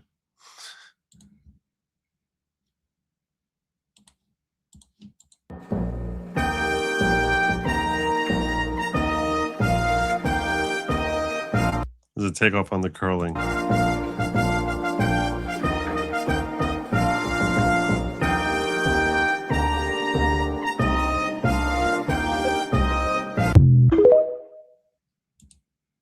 That's cute.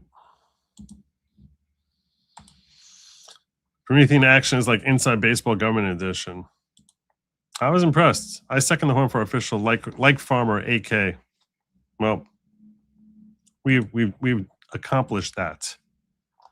So thank you kindly. All right, let me catch up on other work I gotta get to. There's other work we got. Close out some of these links. All right. Let's talk about the Seditious Six. Some of you may have forgotten or not be thinking recently about the Seditious Six. They put out this video a few months back, which outraged MAGA, and properly so, because it reads as if they're telling the military to disregard Trump. I'm Senator Alyssa Slotkin. Senator Mark Kelly. Representative Chris DeLuzio. Congresswoman Maggie Goodlander. Representative Chrissy Houlihan. Congressman Jason Crow. I was a captain in the United States Navy. Former CIA officer. Former Navy. Former paratrooper and Army Ranger. Former intelligence officer. Former Air Force. We want to speak directly to members of the military And the intelligence community. who take risks each day to keep Americans safe. We know you are under enormous stress and pressure right now. Well, pitch. Americans trust their military. But that trust is at risk. This administration Why is that trust at risk? is pitting our uniformed military And intelligence community professionals. against American citizens. How? How's it doing that? Like us. You all swore an oath To protect and defend this Constitution. Anyhow, so you remember this stupid thing. I don't need to give it any more airtime than it's got. Well, apparently today, this wasn't the link I wanted. Exclusive and breaking, a grand jury in Washington rebuffed the Trump Justice Department's attempt to indict the seditious six Democrats in Congress who posted a video last fall that enraged President Trump by reminding active duty, blah, blah, blah, blah, blah. The rejection was a remarkable rebuke, suggesting that ordinary citizens did not believe that the lawmakers had committed any crimes. I'll tell you right now,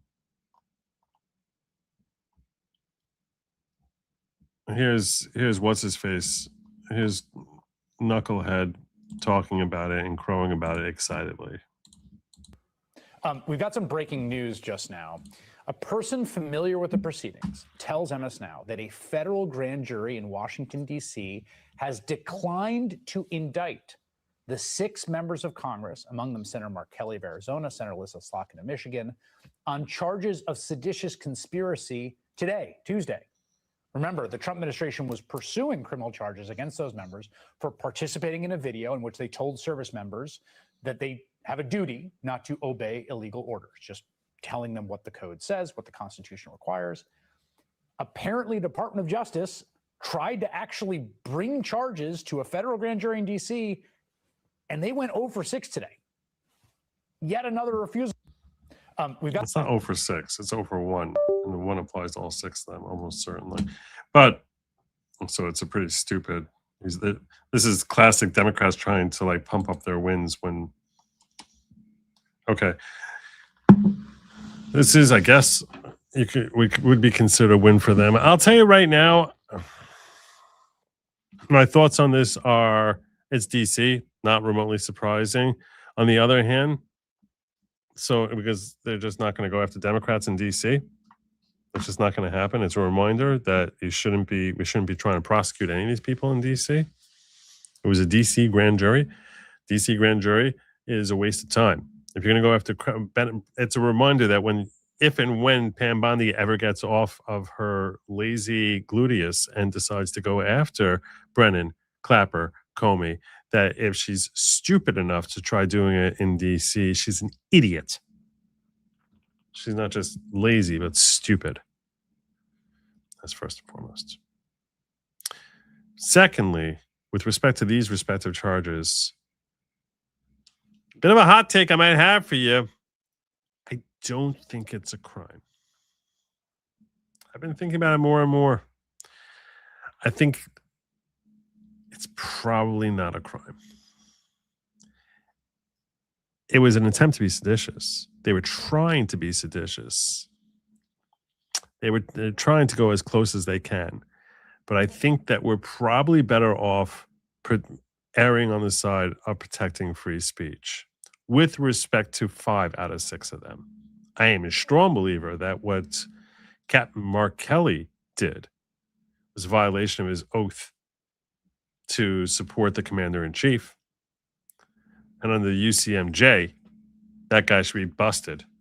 And potentially that's a crime. Because when you take an oath to, uphold, and he's still bound by that oath, even in retirement, that he is restricted from expressing certain opinions. Just can't do it. So when he implies that the president has issued orders that are unconstitutional, he has violated that oath, and that's a violation of his duties on the UCMJ. So in that sense, I think he should be court-martialed and stripped of his title and his commissions and everything. The guy should be busted completely and potentially spend time in jail. Because the UCMJ has the power. He voluntarily agreed to limit his own free speech. Attorneys voluntarily, we attorneys, when we sign up to take the bar, we voluntarily limit our free speech in a similar type of way. You can sign away your right to your free speech. And that's what he did. And he continued in that same vein by deciding to retire and take his pension. There's a certain quid pro quo that happens there. It's an exchange. It's an exchange that he's getting his pension and all the honors that go with being a retired captain of the Navy. And there's certain obligations that still rest upon him for retaining that status. Same way as I said, like an attorney, certain things I cannot say. I'm not at liberty to blab to you. I don't have free speech rights to tell you about my client's personal business. I'm arguably restricted from fully expressing myself or my disdain for various judges in New York State. What about my free speech rights? Well, it's considered as if I've agreed to obviate those and push those aside. That's just part of the deal. So with respect to these 6 people, what I would say, my point is they got let go because it's DC. It happens to be that that's probably the right call with respect to the fact that they should not be charged in a court of law. Captain Mark Kelly should be charged before a military tribunal, and that should happen soon. And I think Hegseth is more likely to get it done effectively than Pam Bondi. So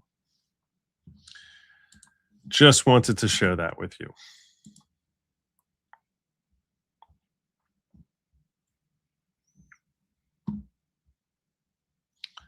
Also wanted to share with you another story from today, which is that Trump took down the rainbow flag from the Stonewall National Monument, which is in New York, and sent Zohran Mamdani into a fit of rage. I am outraged by the removal of the rainbow pride flag from Stonewall National Monument. New York is the birthplace of the modern LGBTQ plus rights movement, and no act of erasure will ever change or silence that history. No one's trying to silence that history. Our city has a duty not to just to honor this legacy, but to live up to it. How humiliating a duty that is. I will always fight for a New York City that invests in our LGBTQ plus community, defends their dignity, and protects every one of our neighbors without exception. And Chad Felix Green, I don't know who this guy is, 94,000 followers, so he's got a bigger X count than I have. Says, you left out some important context, Mayor. The federal memo notes that flagpoles and buildings under the jurisdiction of the U.S. General Services Administration, which the monument is under, are not intended to serve as a forum for free expression by the public. Only the U.S. flags of the Department of Interior, and the POW-MIA flag will be flown by the National Park Service in public spaces, where the NPS is responsible for the upkeep, maintenance, and operation of the flag and flagpole. So there you go. Apparently, the alphabet community believes that they're an exception to this. Now, the point that I was making about this on X, in case you missed my post on it, which you likely did, chances are that most of you watching this now did not see my post, is the entire concept of an alphabet flag, whether it's pride flag or some trans flag or whatever it is, the entire concept of that flag defeats the whole objective of what the alphabet community is supposed to be about. The alphabet community claims that this is something they're born into. They don't have choice. There's no such thing as a flag for something you're born onto. There's never been such a thing. A flag is supposed to show your personal choice. I'm choosing to identify with this. I choose to identify as... You're born an American, but you choose to identify as an American. So you wave an American flag. You might be born American. You don't choose to identify with that, so you don't have an American flag. Or in any nationality, you could, in theory, have a flag as a banner for that you follow a sports team, right? You'll often see these different sports team flags. That all makes sense because you're choosing to identify. Why the hell would a gender, which is supposed to be, they claim to be an immutable fact, this is an unchangeable element to them, this is an important part of your identity. There's no flag for people with brown hair or blondes or the tall people of the world. Yay, tall people. I mean, I guess they would be able to wave their flags much higher than the shorties, but it's like there's no, yeah, I'm part of the tall people. No one does that. The only reason you would do that is because it's something that you have that the only way you're a part of it is through your identification.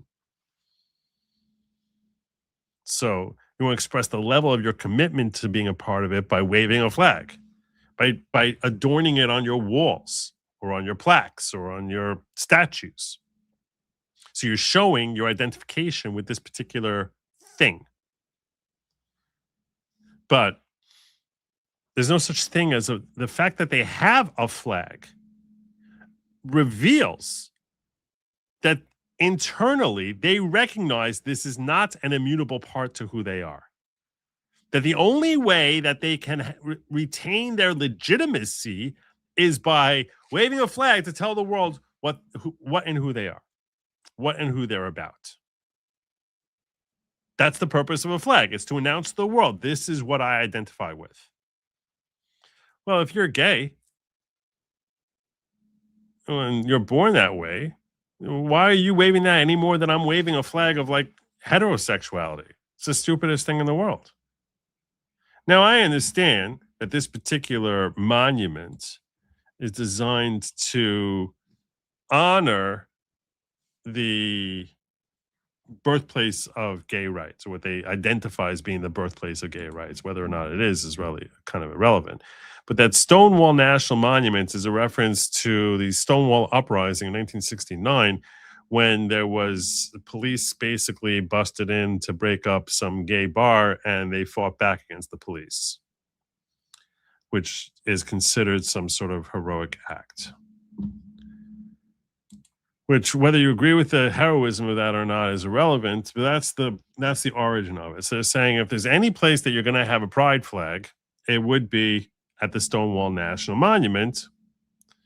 But wouldn't the monument itself stand for itself? Why would the hell would you need a flag? Why would you need anything of the kind? It stands for itself.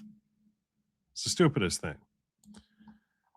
But when you have a meeting of when you have a stupid perspective, invariably it leads to a meeting with some very stupid people. Why don't we just do it?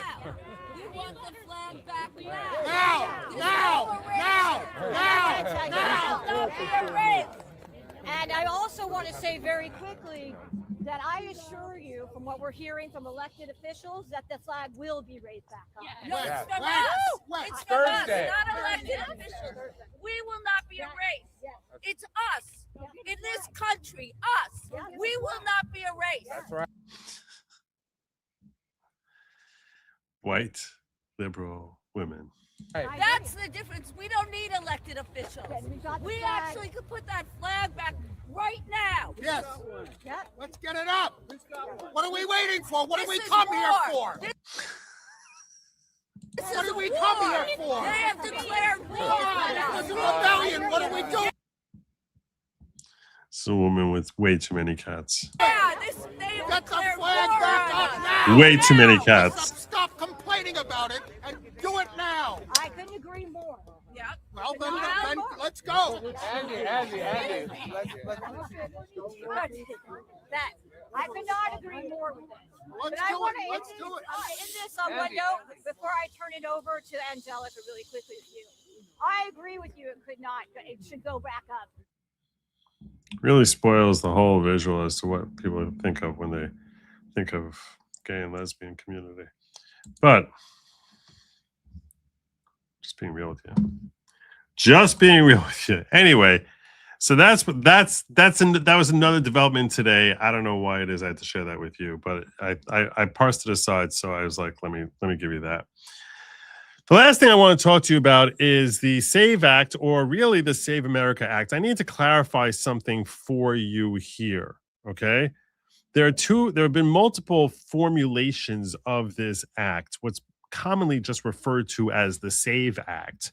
But there's another variant to it called the Save America Act. And the Save America Act is actually a superior act, in that the SAVE Act, just so you can, for your own edification, the SAVE Act is designed to basically say that you need to show proof of citizenship when you're registering. The Save America Act is that you have to have that proof of citizenship when you vote. Like, you have to have ID that helps establish that you're a U.S. citizen when you vote, not and when you register, both. So obviously the Save America Act is superior in that it's requiring that proof of citizenship at the moment of flagrante delicto, when voter meets voting booth, right? That's when we really care about, is when they go into the voting booth, that the person who's going in there is an actual citizen. So in that sense, you might hear a lot of people talking about the SAVE Act, but the far superior version of it is the Save America Act. And the Save America Act, as I understand it, has not yet passed the House. SAVE Act passed the House many months ago. John Thune claims that the reason that he hasn't passed it is because he's like, well, it's not good enough. I don't know that that either act, the SAVE Act or the Save America Act, are likely to pass, because you need to have 60 senators. The only way we're going to get there, likely, even though some Democrats have decided to step on board, but some Republicans are stepping out of line, as we're about to see here. But the House is very upset with John Thune for failing to ever bring anything before the Senate for a vote. And it's so popular right now that roughly 80% of all Americans across the aisle, certainly it's over 70%, agree that we should have voter ID. So yesterday, Congresswoman Representative Luna and 12 other members of the House wrote a letter to Senator Thune urging him to bring the Save America Act to the floor for debate, thereby invoking the standing filibuster. Any senators against it must explain to the American people why they are against ID and proof of citizenship. If senators wish to block a bill that protects the integrity of the ballot, they should be required to do so openly on the Senate floor and in real time. Thank you, Congresswoman Luna, Collins, Cloud, Stube, Zink, Fry, Boebert, Van Drew, James, Fine, McGuire, Rosa, and Self.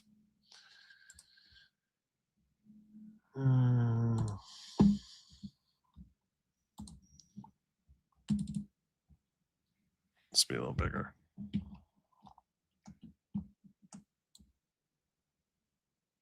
We are writing to make our position unmistakably clear. The United States Senate must invoke the standing filibuster and vote on the SAVE Act. The American people, now the standing filibuster they're asking about here is that if you're going to filibuster, you cannot do a zombie filibuster. What's a standing filibuster versus a zombie filibuster? Well, it used to be the only way you could filibuster is by literally saying, hey, just so you can understand, and I want you all to understand a little bit more about how the sausage is made. You need to get to 60 votes in order to close the floor, right? In order to close things up, to say we're done with the filibuster. And so when a bill comes to the floor of the Senate, Congress has a right, any congressman has a right to get up there and talk about why they're for or against a particular bill. That's called filibustering. In order to bring that debate section, let's call it the debate section of the bill vote, that in order to bring that to a close, you need to invoke cloture by having a vote of 60 senators. That's what they're talking about when they say you need to have 60 senators, because they'll just keep filibustering.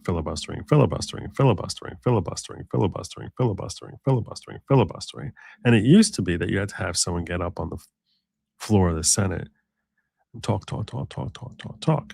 But the lazy senators that we have agreed to invoke something called a zombie filibuster, which is we're just going to pretend someone's talking even though no one's actually talking. And that's because the senators on both sides of the aisle were very lazy. And they say sometimes you might want to filibuster without actually doing that work because it's tiring. No one wants to do that. So this letter, so they came up, they said, well, you can basically say, I hereby filibuster, and it's as if you're filibustering even though no one's actually doing the work. Hence the term zombie filibuster. There's a filibuster going on and no one's even talking. So in this letter, they're saying we want a standing filibuster. Do away with your whole stupid zombie filibuster as a way of trying to keep this from ever coming for a vote. American people are not confused about what the bill does or why it matters. The Save America Act simply requires proof of United States citizenship to register and vote in federal elections. That's not extreme. It's not partisan. It's the most basic safeguard necessary to protect the integrity of our elections and restore public confidence in our democracy. For 300 plus days, this common sense legislation has been delayed by the Senate. That delay has consequences. Every day the Senate slow walks the Save America Act. And see how she puts that in parentheses? Because the Save America Act is relatively new. They first passed the SAVE Act, but they really want the Save America Act. There's another day voters see a political class unwilling to do what the vast majority of Americans already support. That is why attention has now turned to the Senate's use of the filibuster and restoring accountability to that process. If senators wish to block a bill that protects the integrity of the ballot, they should be required to do so openly on the Senate floor and in real time. The modern-day silent filibuster allows legislation to die without debate, without explanation, and without accountability. That was never how the Senate was designed to function. A standing, talking filibuster does not eliminate debate. It demands it. It requires those who oppose the Save America Act to stand before the country and defend that position hour after hour after hour. If senators believe weak verification standards and loopholes in federal registration are acceptable, they should be willing to make that case directly to the American people. Get up there. Tell people. Explain to people why it is that you don't want to have our ability to verify who's walking to the voting booth. We understand the argument that floor time is valuable, but if securing elections is truly a priority, then floor time is not a cost. It is the point. We have been clear from the outset, election integrity is not optional and is not negotiable. When the Senate refuses to act, it forces the House to use every procedural tool available to compel action. This is not escalation for its own sake. It is leadership in the face of prolonged inaction.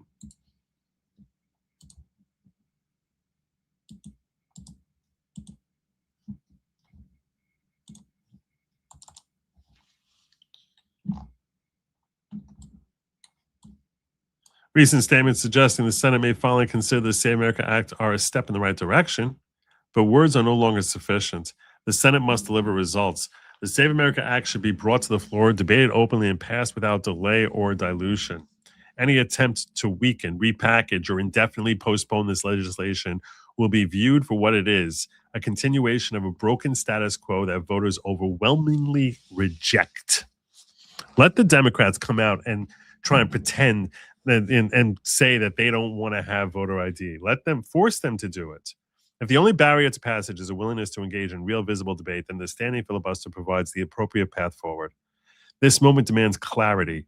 We stand ready to work with the Senate to achieve this goal, but make no mistake, the House will not quietly accept further delay while procedural games are used to shield inaction.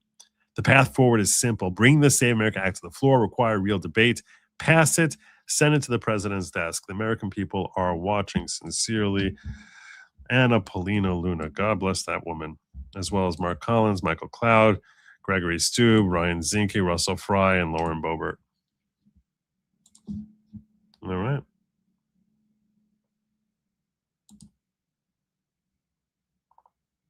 Here's Donald Trump weighing in. American elections are rigged, stolen, and laughingstock all over the world. We're either going to fix them or we won't have a country any longer. I'm asking Republicans to fight for the following. 1, Save America Act. All voters must show voter ID identification. All voters must show proof of United States citizenship to register for voting. No mail-in ballots except for illness, disability, military, or travel. There you go.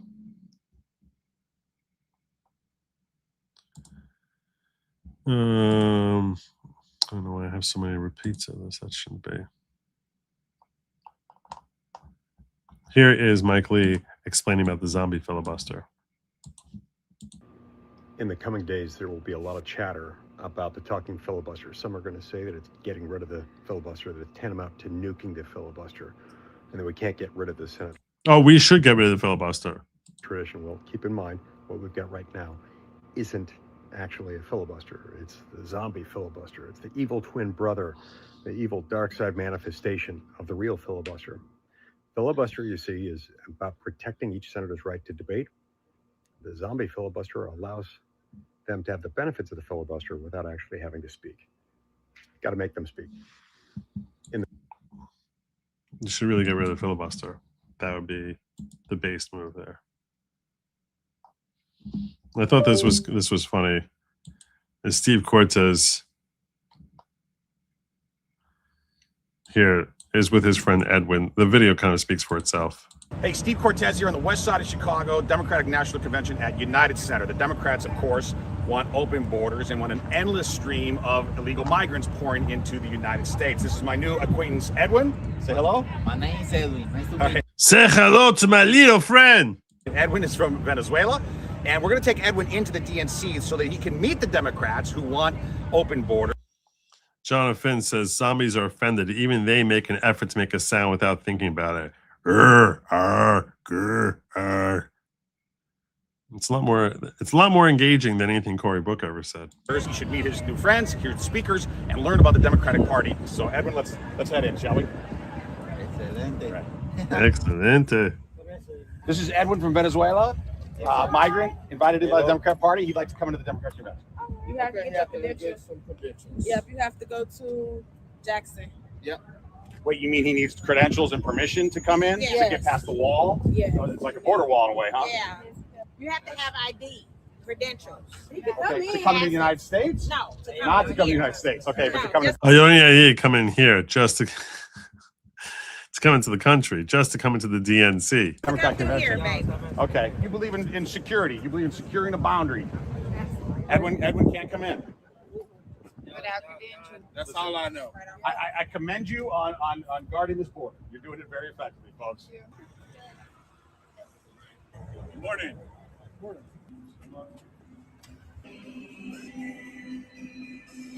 Hi there. We would like to get some credentials for Edwin. Come on, Edwin. Edwin is from Venezuela. I am right. So we tried to get Edwin into the convention. He's a migrant from Venezuela. No organization, just American. And he's a migrant from Venezuela. Wanted to get into the convention. We figured that they would love to have a migrant from Venezuela come in. They said we need to get credentials. So we're here to get the credentials. Okay. Has anyone filled out an application for him?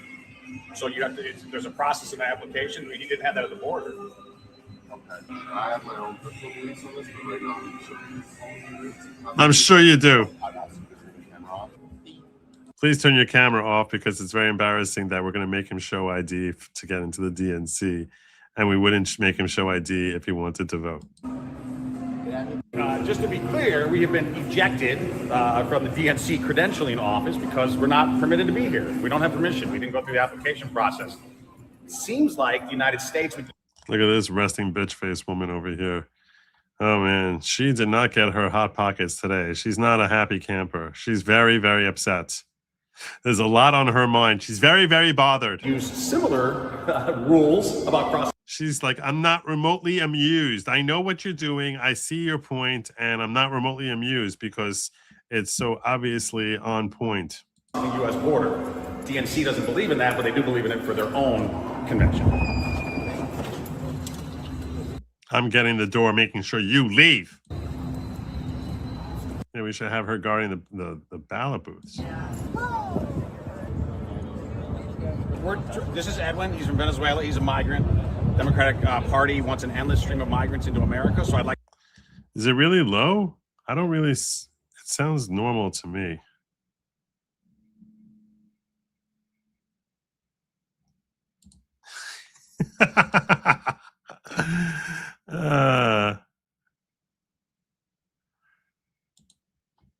Going to go and meet his political friends, listen to the speeches, and come in the Democratic convention. Well, you're laughing. He's allowed to come to the United States without identification or permission. Can he come into the DNC? I don't think the Secret Service is going to go for it. They're not going to go for it? Well, they went for it at the border. Well, maybe he can get credentials. So his fixation seems to be about the border crossing, but in actuality, this applies to elections as well. So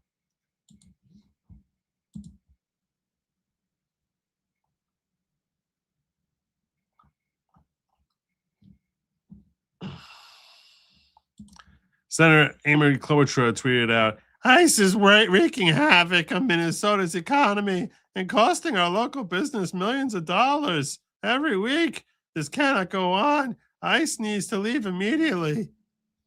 To which Scott Pressler says, this is why you're against proof of citizenship. One registered Minnesota voter can vouch for up to 8 persons without an ID. When we pass the Save America Act, vouching will no longer be allowed in Minnesota. 8 people.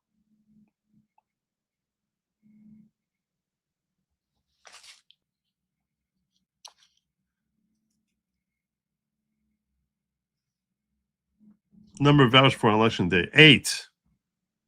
Unbelievable.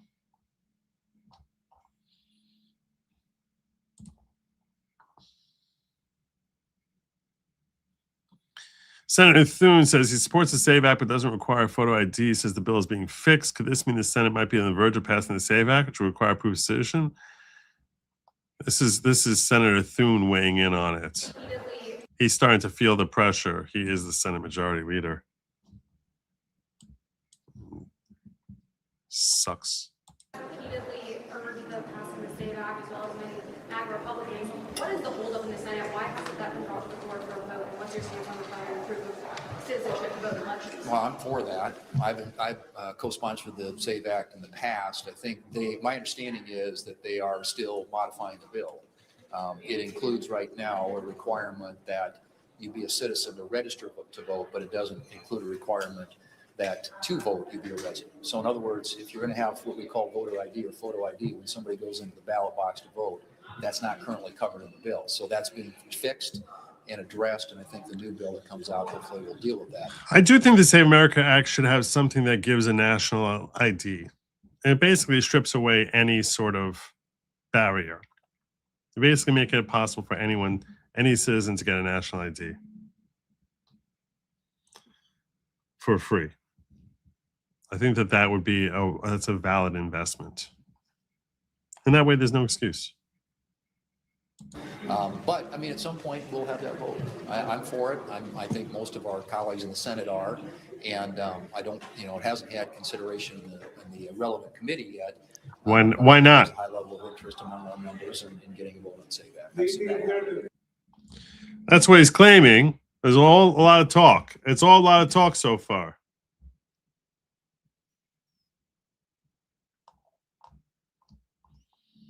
Here's Scott Pressler weighing in with Kayleigh McEnany on the issue.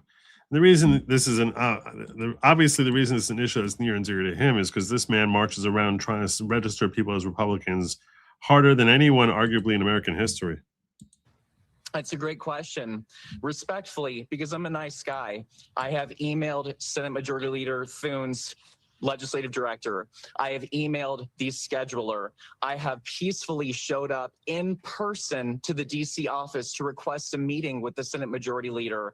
And I have posted for 17 days consecutively, joined by an army of people across the country. We voted for Donald Trump for a secure border, a strengthened economy, and secure elections. The House has passed it. Thank you to Speaker Mike Johnson. But where are all of Senate Majority Leader Thune's colleagues putting peaceful pressure on him to get the job done? People, I'm in Utah right now. Thank you, Senator Mike Lee, for wanting to pass the SAVE Act, but we need all of our majority to come together. Otherwise, my warning nicely is that if Senate Majority Leader Thune wants to stay in that position, you will only have more allies come join you in the Senate if we pass the SAVE Act. Otherwise, it's a very real possibility that Democrats could gain control this November, Tuesday, November 3rd, 2026, Kayleigh. So there you go. There's Scott Pressler. God bless that man. Here's John Fetterman, who frankly, I'm starting to feel like he would be a better Senate Majority Leader for the Republicans than John Thune. And now me as a Democrat, I do not believe that it's unreasonable or to show ID just to vote. And I remind everybody that less than a year ago in Wisconsin, they added that to the Constitution by a 63%, passing to put that in the. That's in Wisconsin. In Wisconsin, which is, the great white north of liberalism. Even there, they're like, we need to have voter ID. Constitution that you have to show ID to vote. And they also elected a very, very liberal justice into their Supreme Court. So it's not a radical idea for regular Americans to show your ID to vote. And it's absolutely, those things are not Jim Crow or anything. Of course, that's part of an awful, awful legacy of our nation for so long ago. But where we are now, trying to find a way forward, just trying to call balls and strikes, seeing what's unreasonable, hopefully we don't have to do, and pay the TSA people and everyone, secure our border, and focus on deporting all of those kinds of criminals, wherever they are. That's the guy that votes for that and supports that as a Democrat, and I don't ever want to vote to shut our government down again. Right. And you are very much where the people are. Look, that's what most people would like to see. Prioritize the criminals.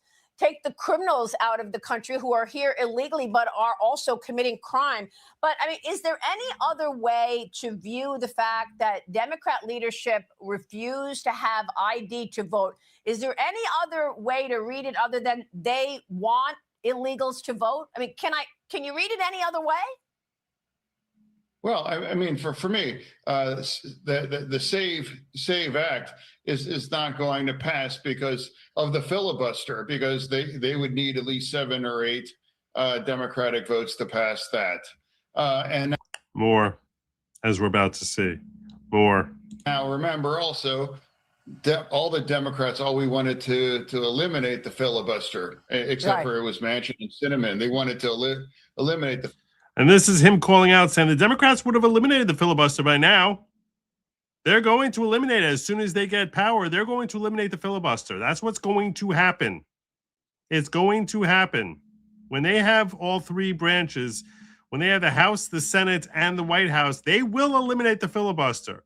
The only reason they didn't, they voted 58 to, they voted 48 they got 48 senators on board with that the last time that they had control, and it was Manchin and Sinema who aren't there anymore who stopped them from eliminating the filibuster.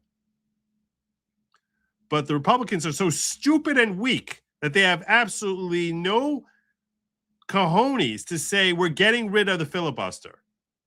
And now our party loves the filibuster. And then I do think think the filibuster is a good thing, and it does force us to work together overall. Right. Sure, absolutely. Yeah. Yep. But you don't work together. There's no such thing as working together in the political climate that Barack Obama has created. I will say this as a Democrat, I do not believe it's radical or extreme to just produce ID to vote overall. Exactly. All right, Senator. Need to produce ID to get a beer, for crying out loud. What a long and strange trip it has been. My tracksuit still looks good as new, high quality. Thanks, Joe Member, for 2 years. 2 years. I like that. I like that. You know what? I'm just in the mood to do it. I'm just going to gift out 5 new members. I'm going to gift it.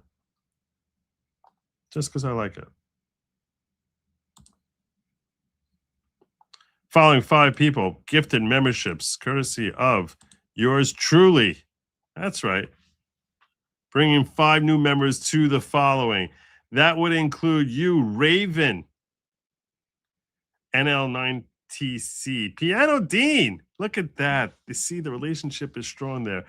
As well as Eclectic Deb, Chenke Satome, who's been here for ages, and Mr. Hutch. Welcome to the following. Please bear in mind, even though I gifted you, please bear in mind that I am not at all the host, the leader of the following. I am just a host. That's all I'm doing here. That's all I'm doing here.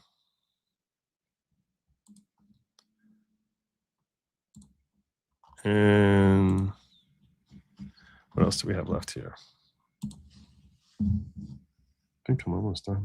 I think we're almost done. Yeah. Oh, yeah. This is the last thing. Sorry to leave on a sour note, but can someone do something about like fixing this woman?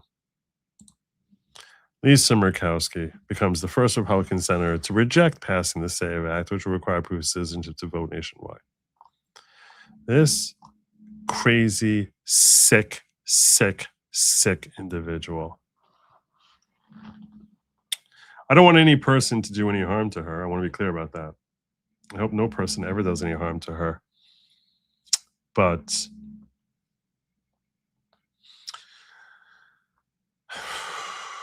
yeah, I hope she has this constant, every time you see a picture of her, she has an expression on her face as if she just saw like a bear with 4 testicles. There's something very weird about her expression all the time. What am I looking at? Yeah, but that's the problem, is that she is a walking disaster. She's a walking disaster, this woman.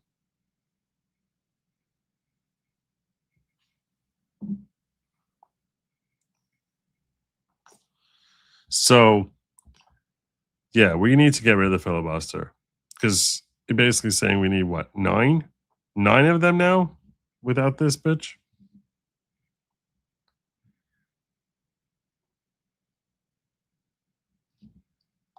This crazy old bat, you freaking lunatic.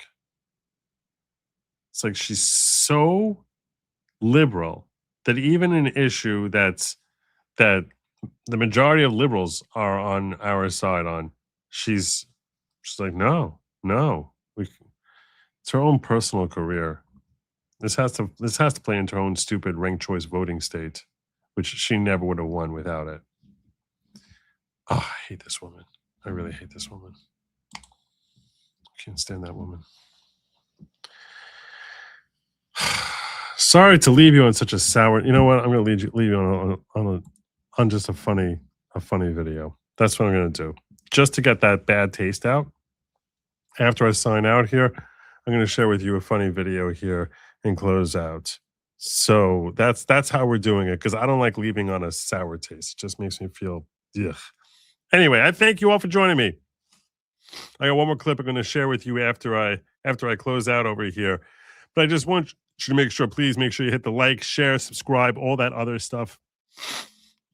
And put down that lab meat. It was never meant for you. It's only meant for they, them. And do not eat the bugs. Just don't do it.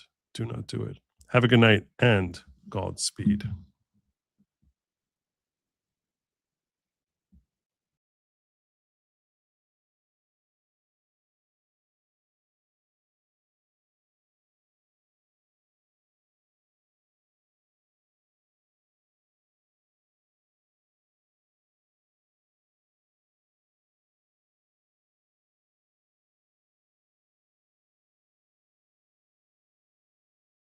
It's Dave from before. If you're in Ashtabula, Ohio, be sure to swing on by an artificial limb embrace of Ashtabula. Say you're walking along minding your own business, you look down and one of your arms or legs are missing. Don't worry about it. Artificial limb embrace of Ashtabula's got you covered. Or maybe you do got legs and arms, you just want to hold them in place. Get a fucking brace at Artificial Limb Embrace of Ashtabula. Or maybe you just don't like to take any chances. You got two legs, two arms, but you just want a backup. Fuck it. Artificial Limb Embrace of Ashtabula. Fuck it.